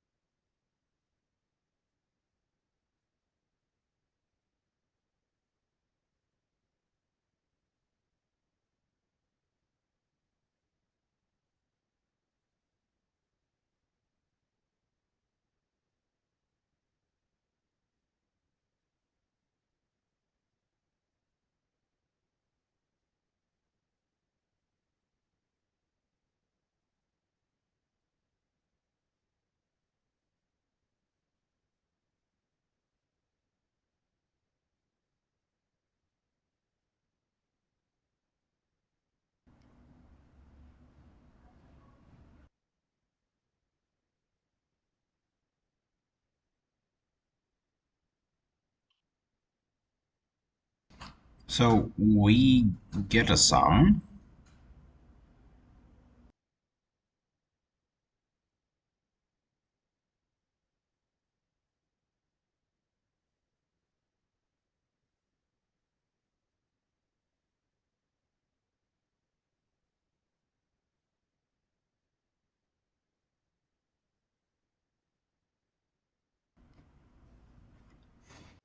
Okay, so for each omega and for each horizon, I should get a different sum.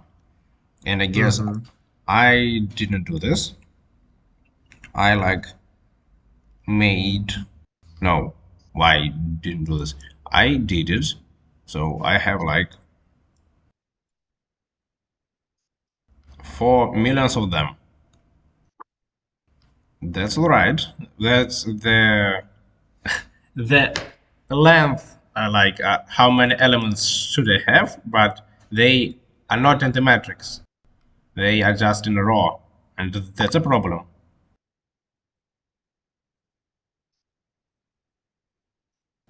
right? So I just need not to make a list, but to make a matrix. Moreover, you need to calculate sums at some point over ice, but only over ice and not over anything else. Uh-huh. I see. And I just calculated this part, and only after that I like, oh my god, okay, I did something strange.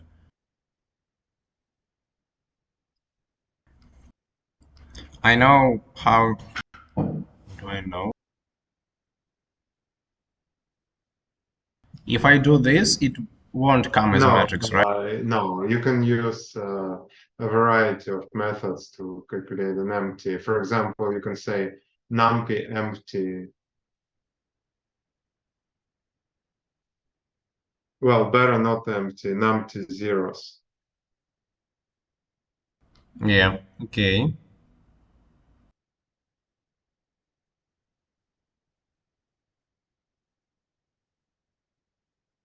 And should put a t, like the dimension, right?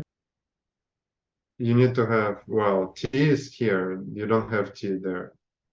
It has to be a two-dimensional, the number of horizons and the number of omegas. So it's 2. No, No, it's not this 2. will give you an array of size 2. You need a two-dimensional array of size 40 by 100.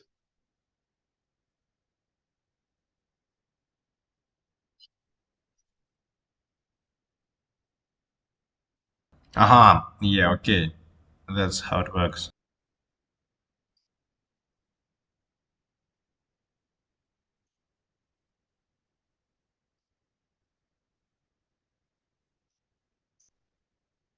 I need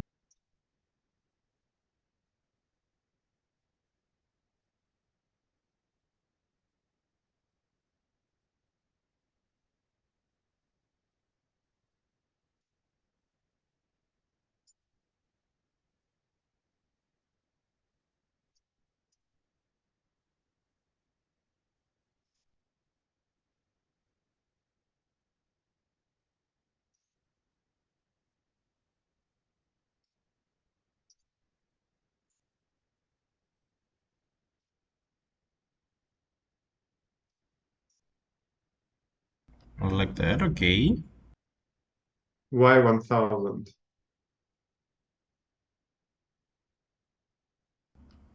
Just a second. H, it's this dimension, and omega, it's 100, okay.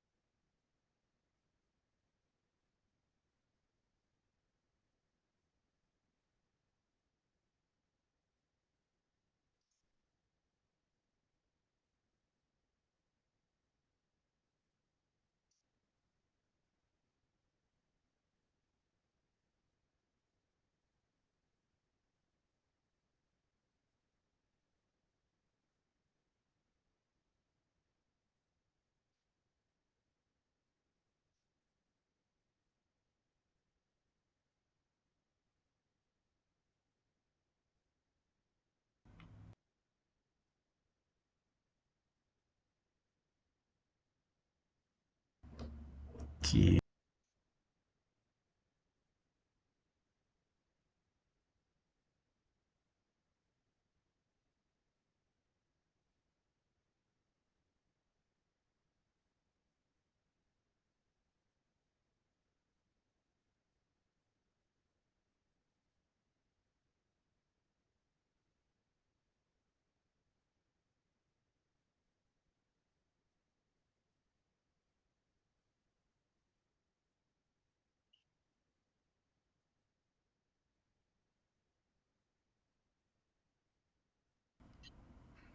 Okay, and here I should calculate the sum somewhere, and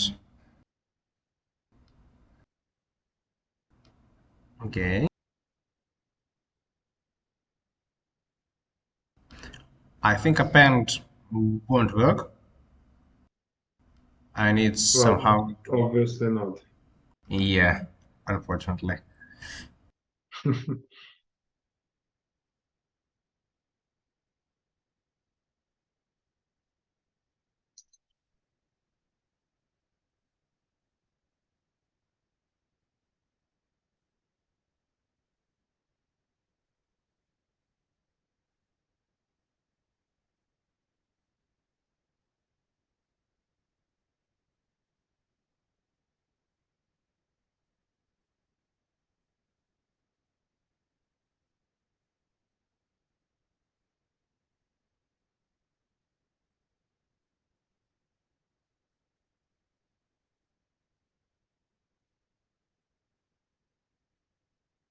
No, to you need to assign an element to a matrix. You don't append, you assign. It's the operation is called assigning.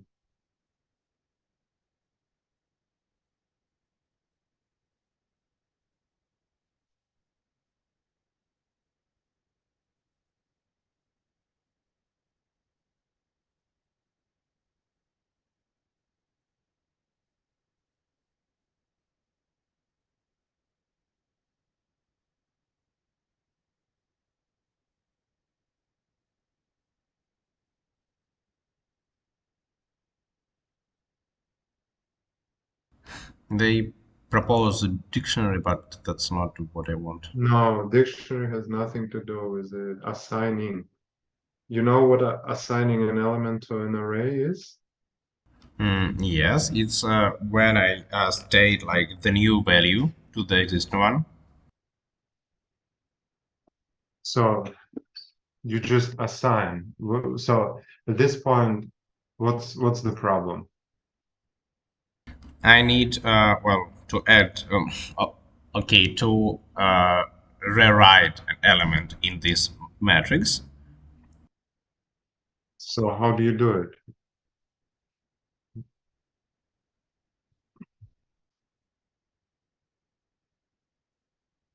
No, obviously you don't. Yeah, okay. Maybe you need to read this. And that's not how it works, right? Yes.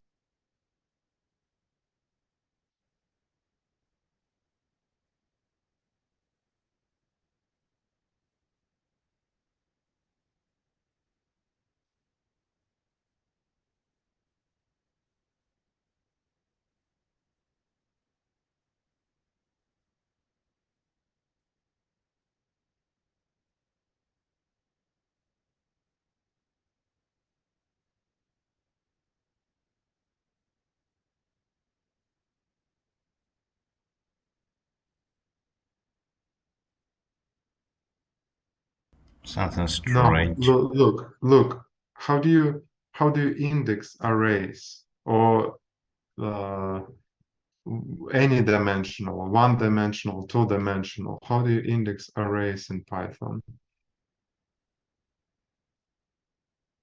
Mm, just by the number. Well, in this case, it will be like, well, okay, if we're thinking of this as a matrix, the indexing is by rows.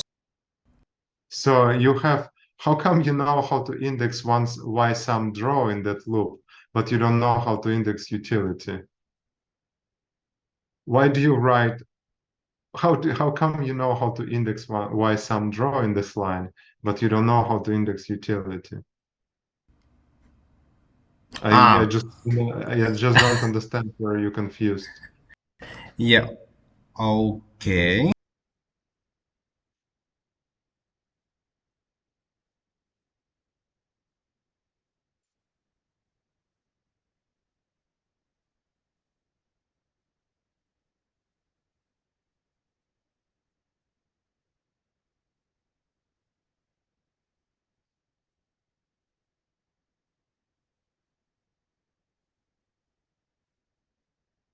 Well, obviously you cannot. W is a float. Obviously you cannot do it. Obviously you shouldn't be Yes, doing I. I should go for indexes in Omega. Somehow you need use indexes over omega, not just values.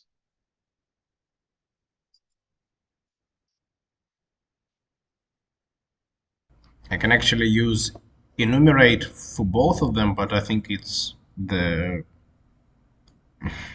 not the simplification at all.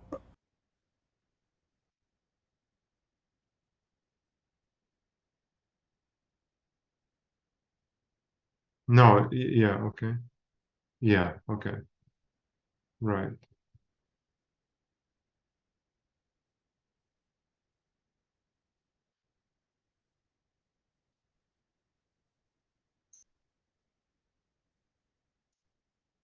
Okay, very good.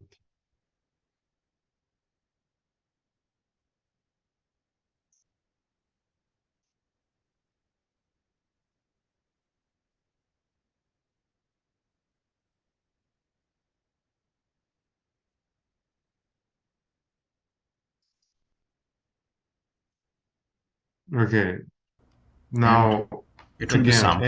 age goes from 1 to 40. You need it from 0 to 39. This to give me a second. Here it is fixed. I guess it's all right. It will go like from 1 to 40. No, at utility, you need to again subtract 1. H minus Yeah, 1. yeah, yeah. I got it.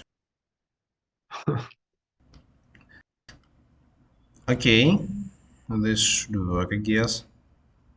No, and now you need to sum. You're just calculating it for each I, but you need to sum over i's.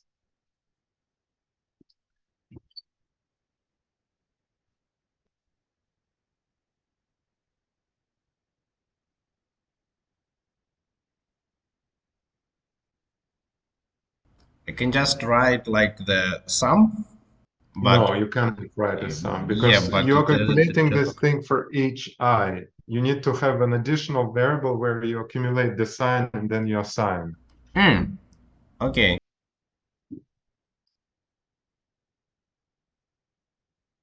And I should like rewrite it for the each loop, right? Obviously.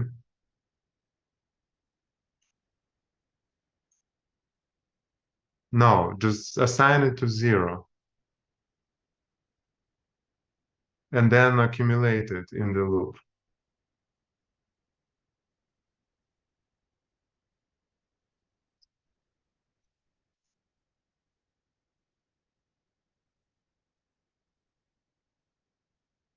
No, you cannot. I don't think you can write it in Python, but I forgot. I think you need to write I think, equal to utility sum plus, but I'm not sure.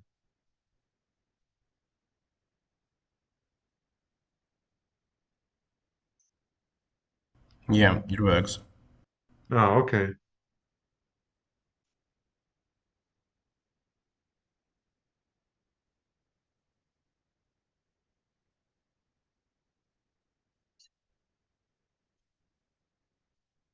No, that would be the final place where you would assign that accumulated sum. You first calculate the sum and then you store it.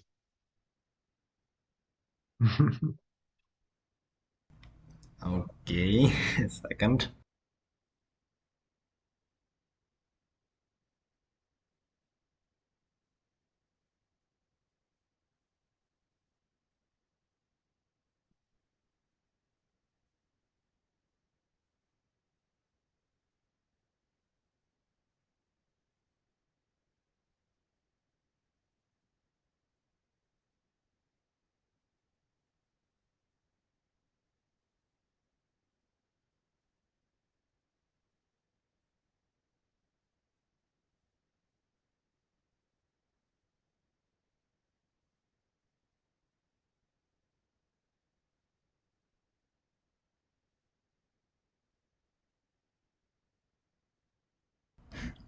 Well, as I get it, I should put the sum in the same loop, like in the I loop, and after that,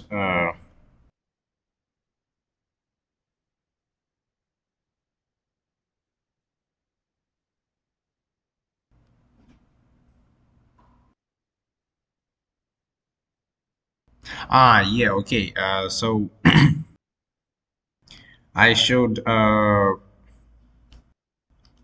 assign the sum.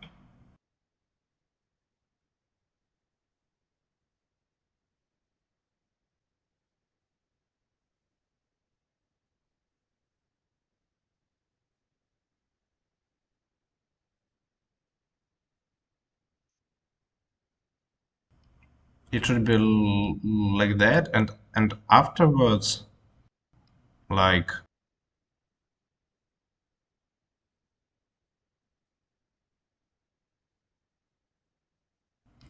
here, I should assign it.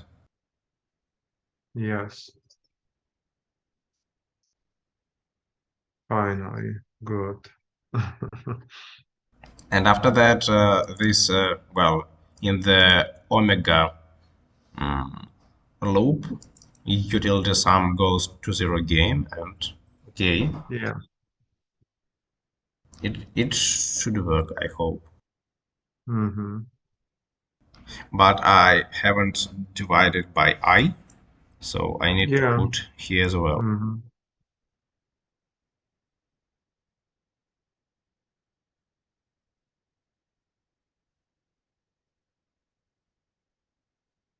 Well, not obviously not small I. Yeah, okay.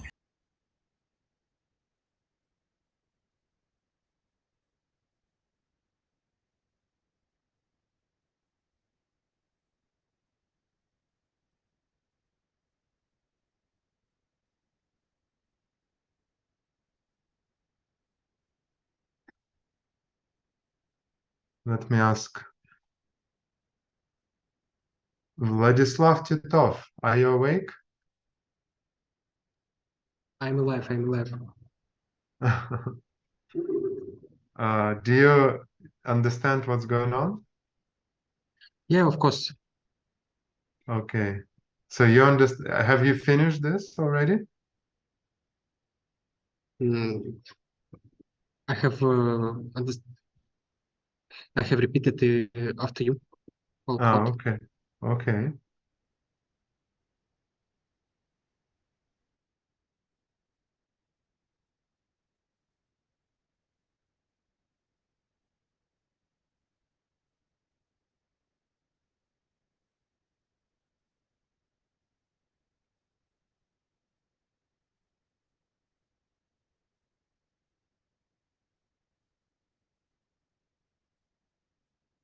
Okay, now, okay, you have your utility.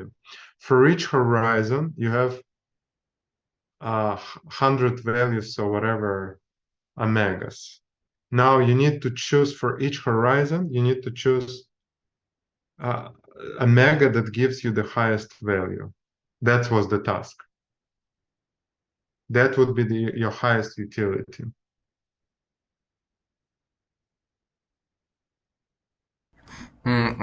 So now, well, for each horizon, so I should just take like the max index of each row. Exactly.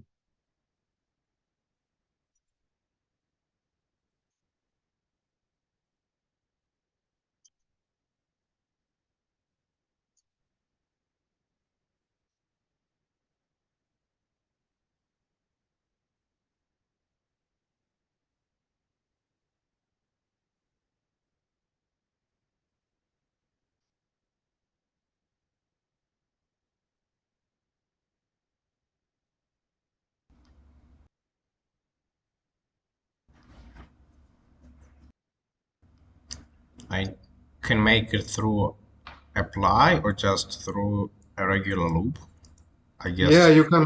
Yeah, I mean, you already are doing a loop there. You can do it right in that loop where you're calculating your omegas.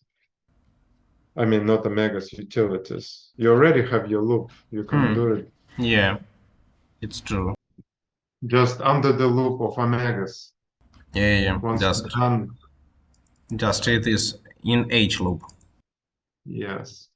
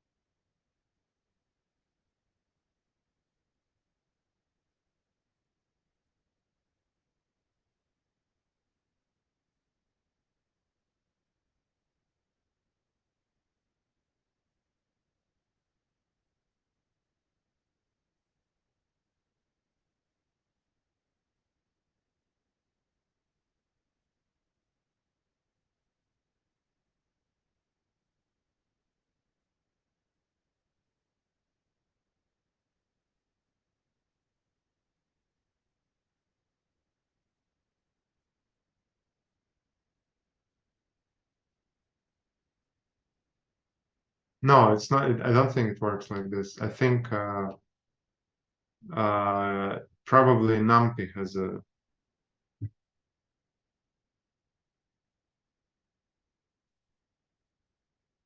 I don't know, but I think NumPy has.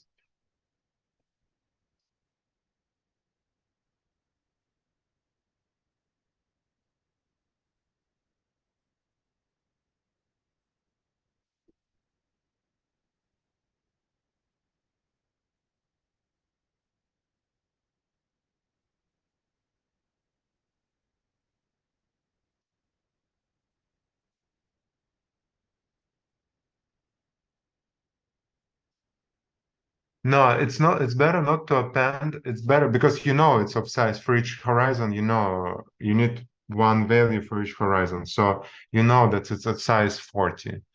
So it's better to have of the fixed size and then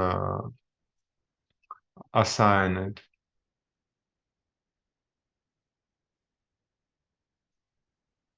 No, not 41. No, you need to. You don't need a two-dimensional array. Hmm. I was, well, if I write this, yeah, okay. Like that, right? Yes, and of course it's better to put it in the same cell. As the Well, loop. why do you need to look? It's 0 is 0. Why do you need just put them in the same cell with the loop?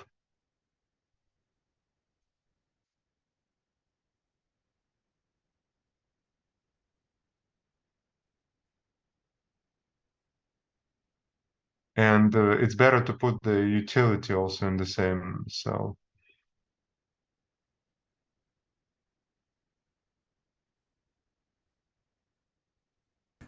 I just thought, like, if we have some changeable parameters, it's better not to put them in the same like spot as the loop. No, it's if you have changeable parameters, then you should put them in the same cell because otherwise you don't renew them when you're rerunning this cell. Hmm. Okay.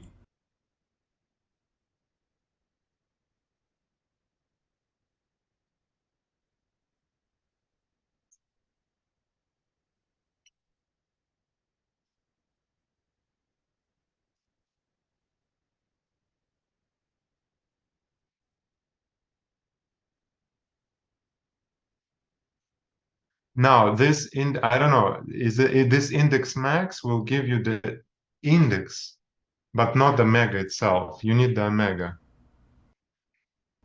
I need the mag. Okay. No, go back. If you get the index, then you can just assign the omega because you have the array of omegas. Hmm. Yeah. Okay.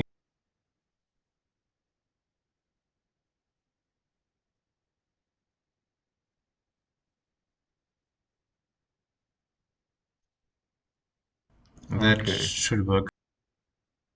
Hopefully, if index max works. Nope. I don't think NumPy has index max.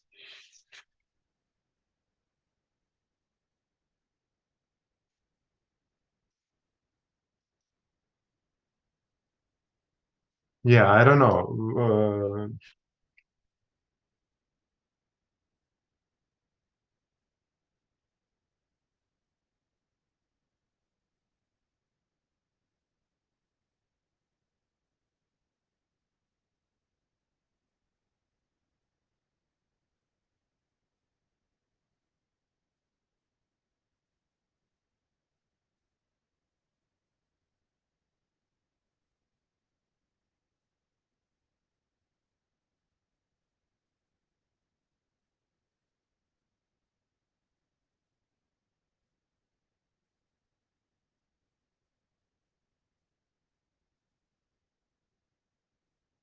Argmax. It's called argmax.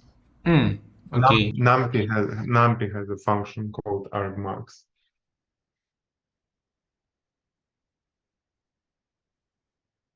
without dash, just argmax.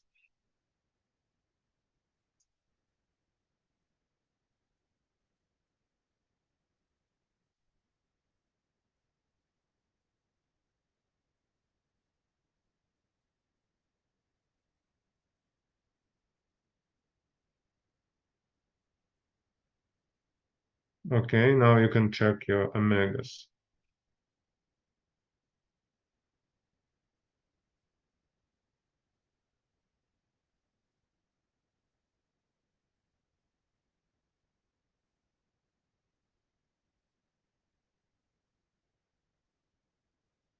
You can even plot them.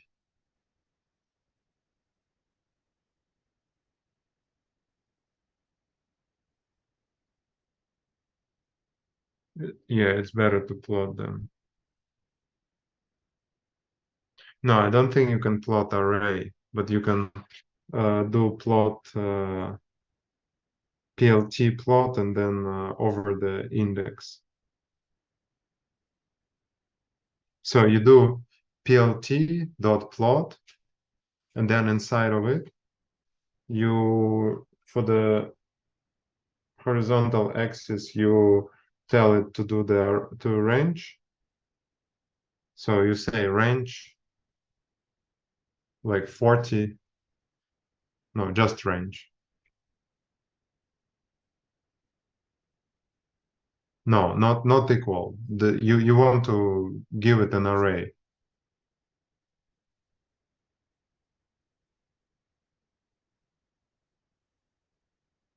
No, well, okay, if you want to do, but obviously not range. You just put, I mean, you can put range here, but then you're using the same function range that you're using in the loops.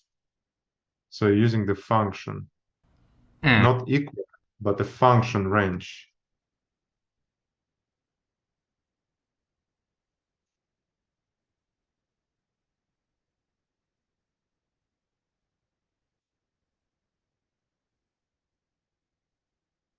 Like that? Well, obviously you saw already like 5 times that column doesn't work. How do you use it in array? Yes. +1 then you need to do.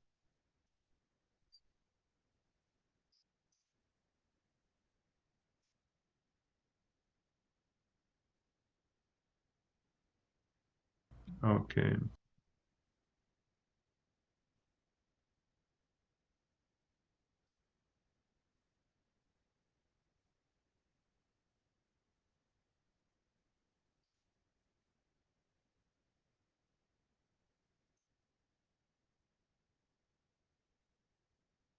Something like that. Okay. Now the thing is that uh, this is almost correct, except for it's better to control for randomness. So you got this uh, almost correct, but um,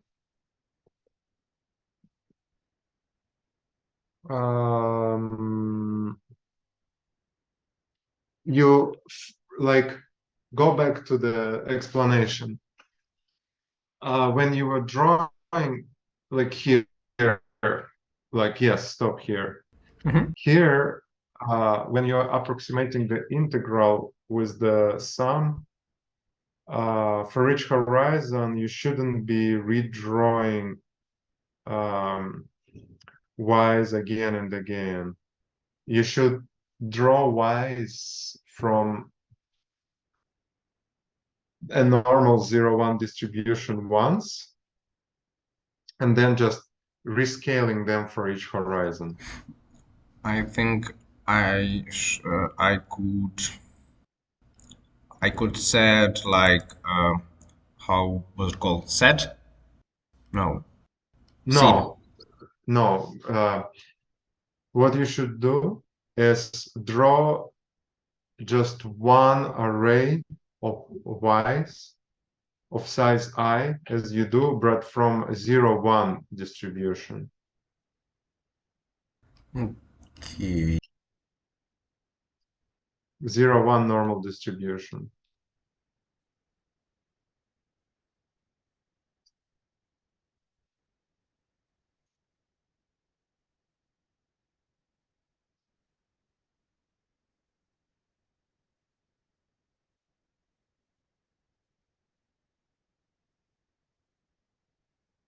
So obviously you need to assign it to the value, to some value. You just don't just draw it. You assign it to something.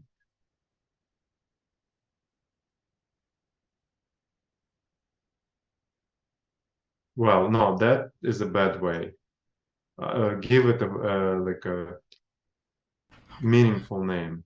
I just don't really understand where we are going to use it. Wait, so the thing is that what you've done, you were approximating. Do you understand what this drawing of values and then calculating the sum does?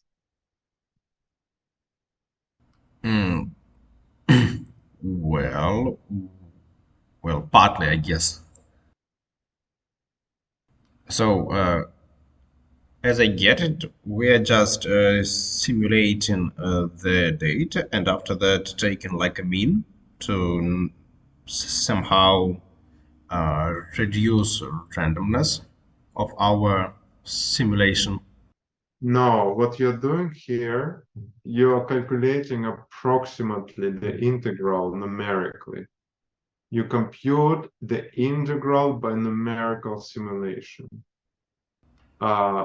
So you just draw values from the P distribution, which is normal, and then you calculate the sum instead of the integral. This is the way to do numerical integration.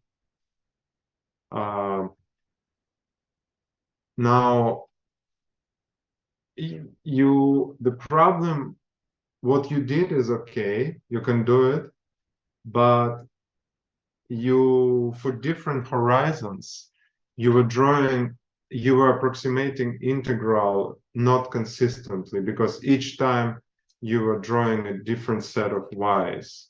This is a bad way to do approximation because you don't know what you get. Is it because differences in approximation points or because of some fundamental mathematical differences? So in order a usual way to remove differences in approximation points is to draw approximation points only once and then applying them across different experiments. So you should draw once only and say, name it y non-normalized. And then you can be y non-scale.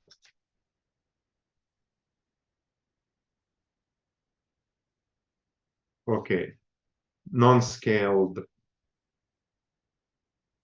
Yes. Then you do it once, and then for each particular horizon, then you translate this y non-scale to y sum draw by scaling y sum draw by adding the mean and multiplying by the standard deviation. So I mean, multiplying by the standard deviation and adding the mean.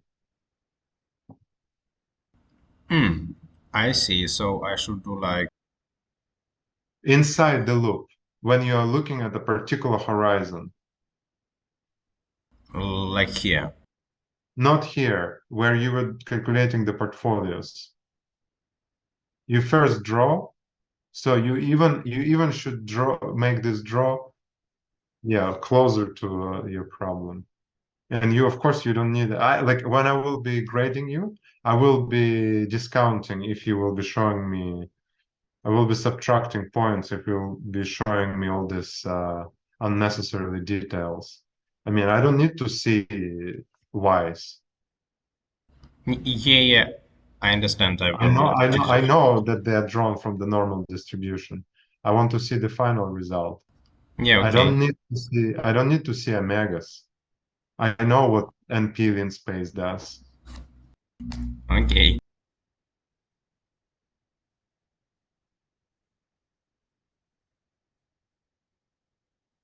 And obviously I don't need to see an array of zeros of size 40 and 100. I know what it looks like.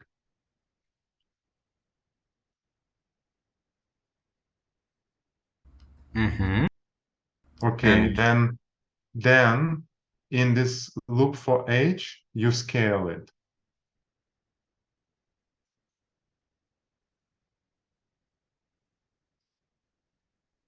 Yeah, so you can assign your y some draw. So right, y some draw.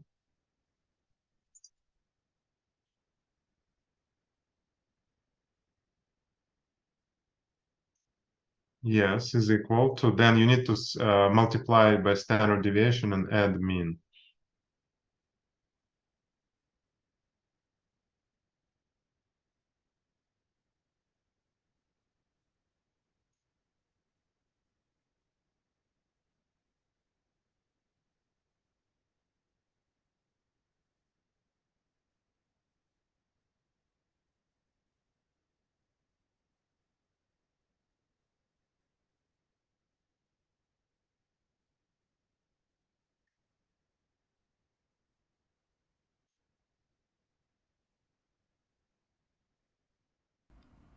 okay. And now it is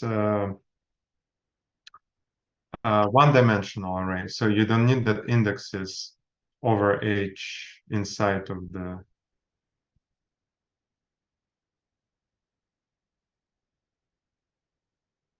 Mm-hmm. Okay. That Now should be you're by doing this, you're controlling randomness. You're controlling the approximation, um, the randomness related to the approximation.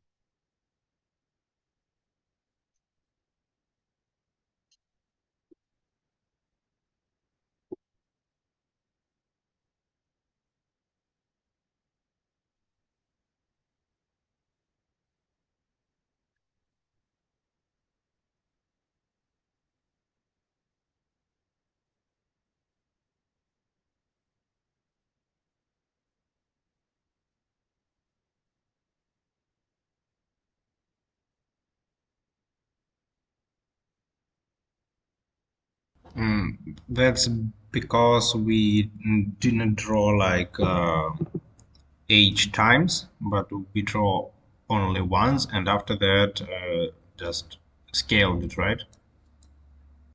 Yes. Okay.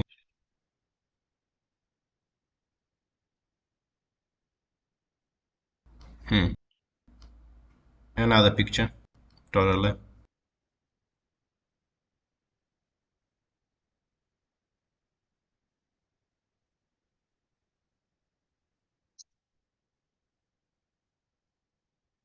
Yeah, can you go back to your code? This, yeah, stop here.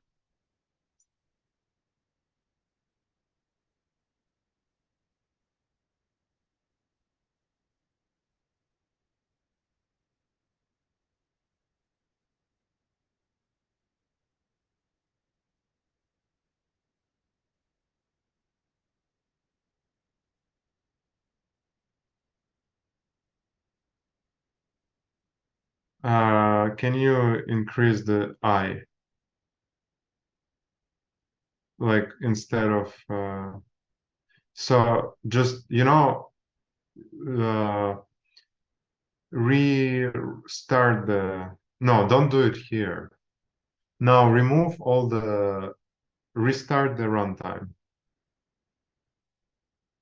Like the whole The document. whole thing, the whole thing. Because you now did too many things, it's better to restart and clean. No, no, don't. don't run all the cells. Just restart first.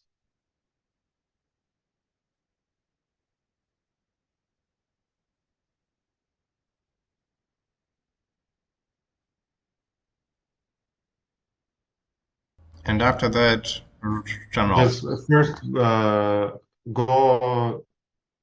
I mean, I want you to clean. You have too much crap. So just go to like run your cells up until where you started writing your code. And then I want you to clean that where you were writing your code.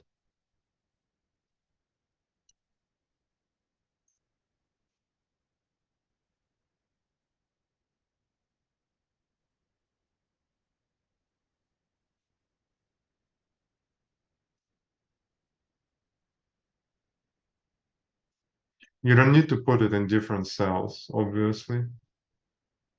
And also calling it variation is a bad way, but okay, It's like because too it's a long. function. Ah, okay. Okay, whatever. If you wanna, it's not, of course, how you do it. If you wanna be like, you try to write mnemonic, but not so long names. But okay, so remove put everything as much as you can in one cell.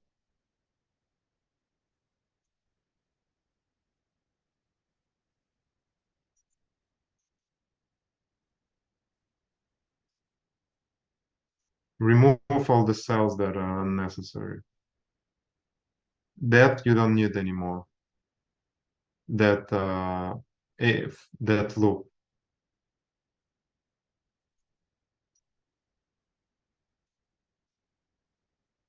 And also, wait, also, um, no, you don't need, just remove it.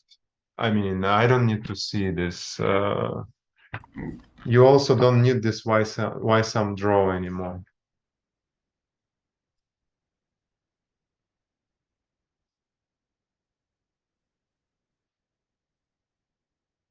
Then why do you have this two don't need three? Okay, Mm, whatever. This, I mean, I will be discounting points for this when I will be grading. like we should not like mark the tasks. I thought that it was like a standard. We did it all the time. Ah, this is, well, but obviously it's not one or two. You're doing everything. What is one? It's not what you're doing here anymore. Ah, yeah, it's true. Okay.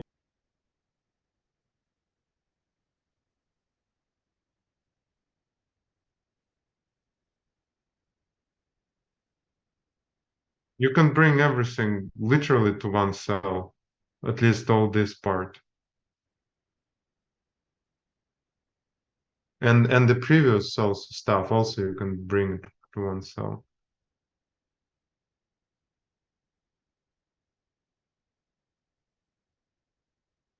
And And we then R, because it's also part of the data, it's better to bring on top.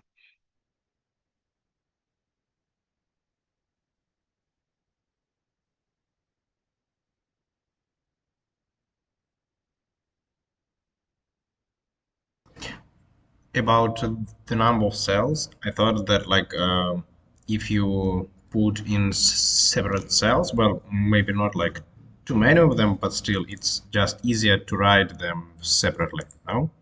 When you have everything Well, you in have one cell. like yes, but you shouldn't be doing, you're doing it too much. You're like putting each command in a separate cell. That's bad. Okay. Like I can, you shouldn't be putting like too much in one cell. That's true. But like ideally, perhaps one cell should occupy like half a screen, maybe. I mean, there are different people have different opinions on that. But obviously, putting like one or two comments in one cell is bad. In one cell is bad. Okay. Now go up, still. So, okay, omega. Well, obviously you can put omega lower.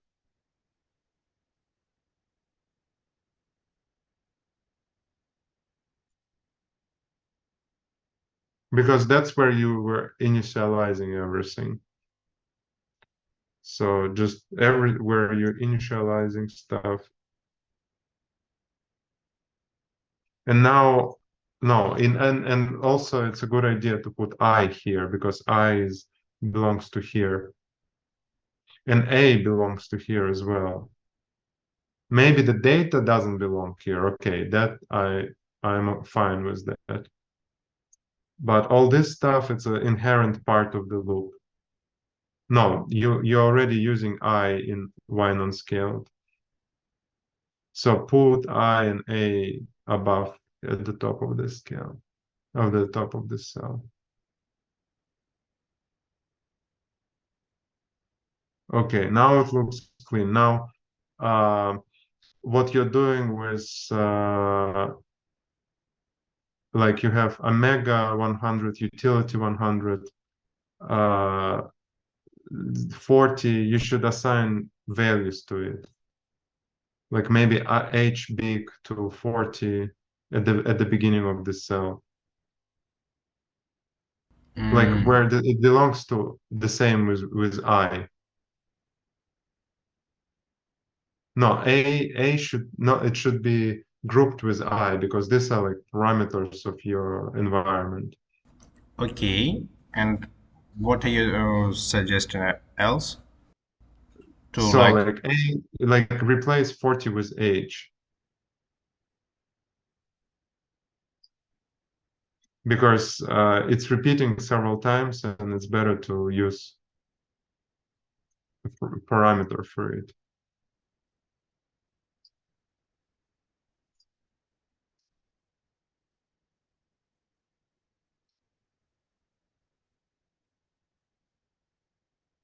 Then 100 also replace it, I don't know, with some omega grid size.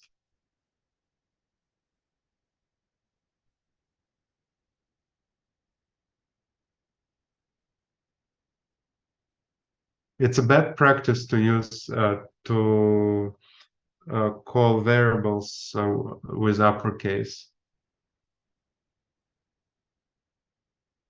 You should be consistent. If you're using omega grid size, because it's not like this, yes, and say 100.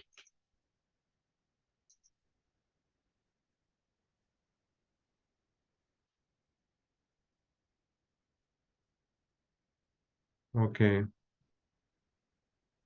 now that looks good. And wait, say now increase I to instead of 1000 to 10,000. So what you're doing here, yeah, launch it, and while it's running, it will take some time. What you're doing here, you are approximating the integral with the sum. The usual rule when you're doing this is to keep I controls the uh, like the bigger is I, the more precisely you calculate the integral numerically. Now, the rule in such numerical computations is to keep increasing I until you don't see big difference in the result. It's like mm, how precise the turbo sum is going to be. How precisely you approximate the integral. Yeah, yeah, okay, I got it. And so the idea is that you should be keep increasing this value until you don't see any difference in your calculations. Otherwise, you are not precise enough.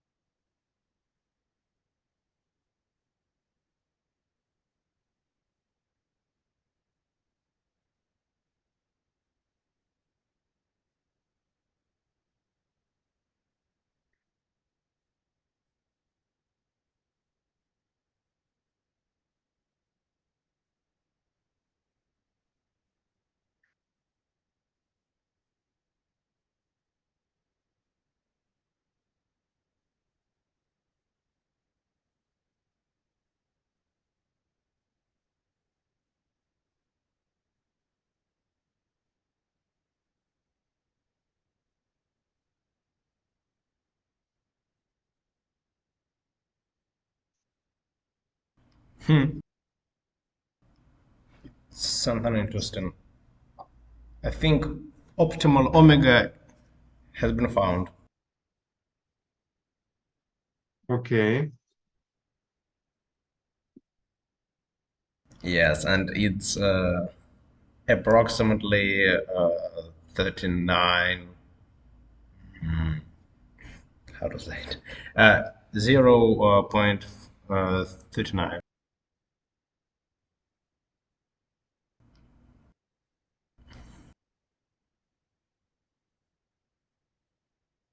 Okay, so we finish here. Basically, tell me what you found.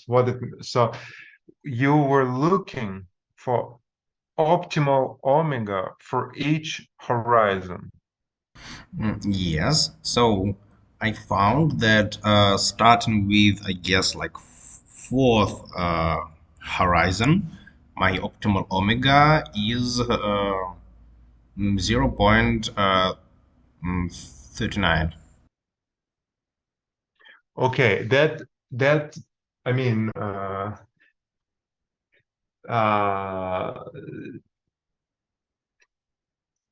yes and no. Uh the point is that for each horizon you found optimal omega approximately. The approximation error is in how approximately you calculated the integral. You can like multiply I even more, go to 100,000, and then it will be even more precise. But the point is that for each horizon, you found the optimal omega, and approximately they're actually all the same because you don't know if this 0.38 and 0.39 they actually don't differ that much. So pretty much it like look, it's just difference in like 0.1%. Yes. So basically, uh, up to an approximation error, you have the same portfolio for any horizon. Mm, okay. Okay, good. Uh, of course, So it's like a universal portfolio, right? I don't know. It's no, it's not like universal portfolio. Just the outcome of this task I mean, the outcome of this optimization is that regardless of your horizon, if you're using classical approach, you will be holding the same portfolio. Whether you want to hold this portfolio for 1 quarter, 2 quarters, or 40 quarters, you would be choosing the same weights. Uh, that's the that's the um,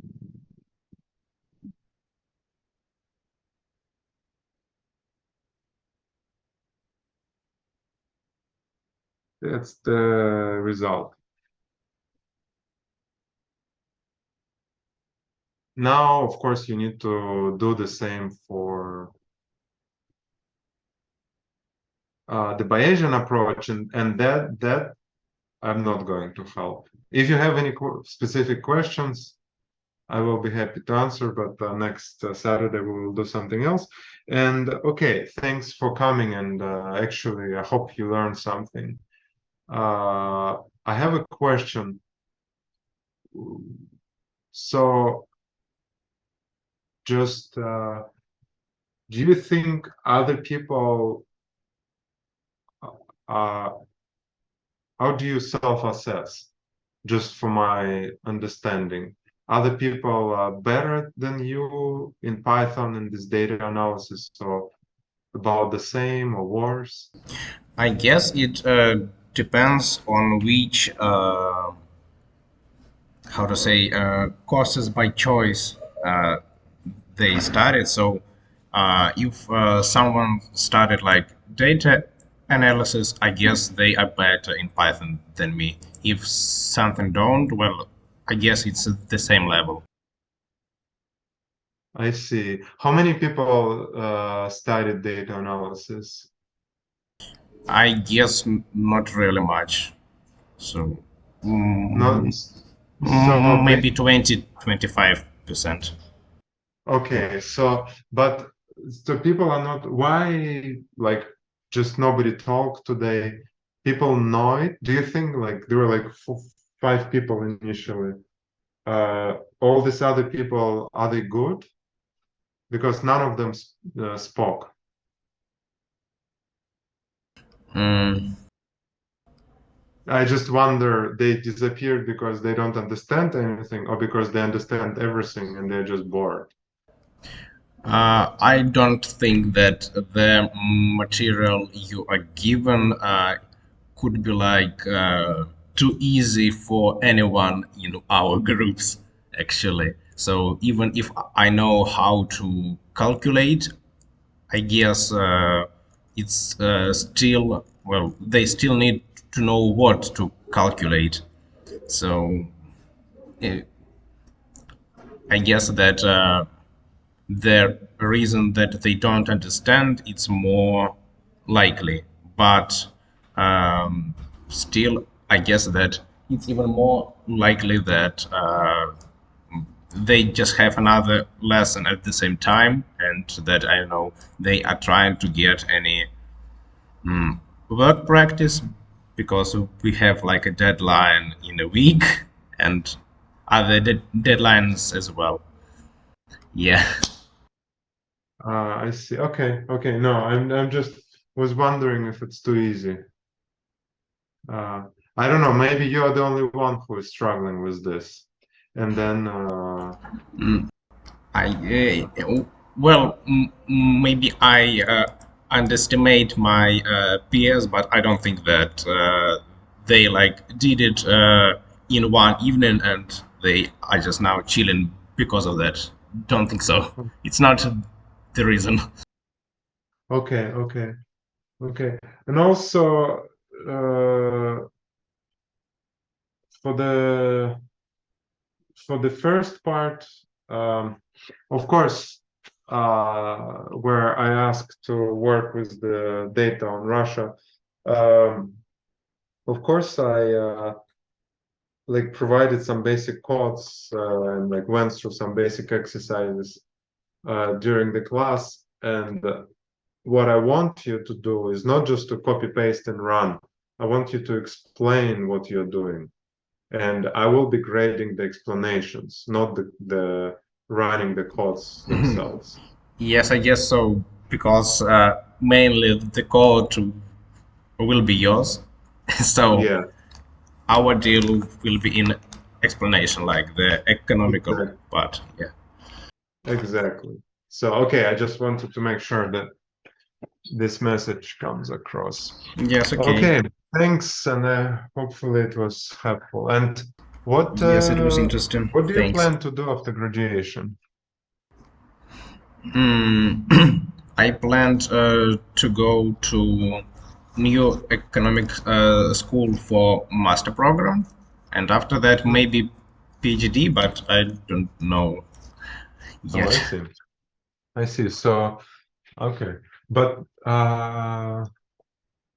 what I was gonna ask. Um, yeah. What is so you have not much programming experience, obviously. I see. Yes, Uh, not much. yeah, and why isn't it this course too late for you? I mean, for all of you, like the fourth year, isn't it too late? I don't know. Well, actually, to understand this, we should should knew the some basic econometrics, some basic statistics. So, and we finished econometrics just last year, so I don't think that it's too late. Okay, okay, okay, got it. Yeah, okay, makes sense. All right, thanks, and see you next week. I mean, yeah. By the way, um, does your course, I mean, the groups one and two, do you have a free spot on Tuesday? After, like, we have to have one lecture, but we need to have additional one class I cannot do in 2 Saturdays. I will be at the conference, so we need to have an extra session. Do you have a gap like the way we did a Yes, week ago? we have, Oh, but okay. only one additional lesson, so not like two. Yeah. So I Yeah, can do it in 2 weeks. I mean, yes, one week and the next week. Okay. we have a gap. Yes. Okay, I will write it on Discord. Okay. Okay, yeah, thanks. Thank you. It was interesting. Mhm. Goodbye. Bye.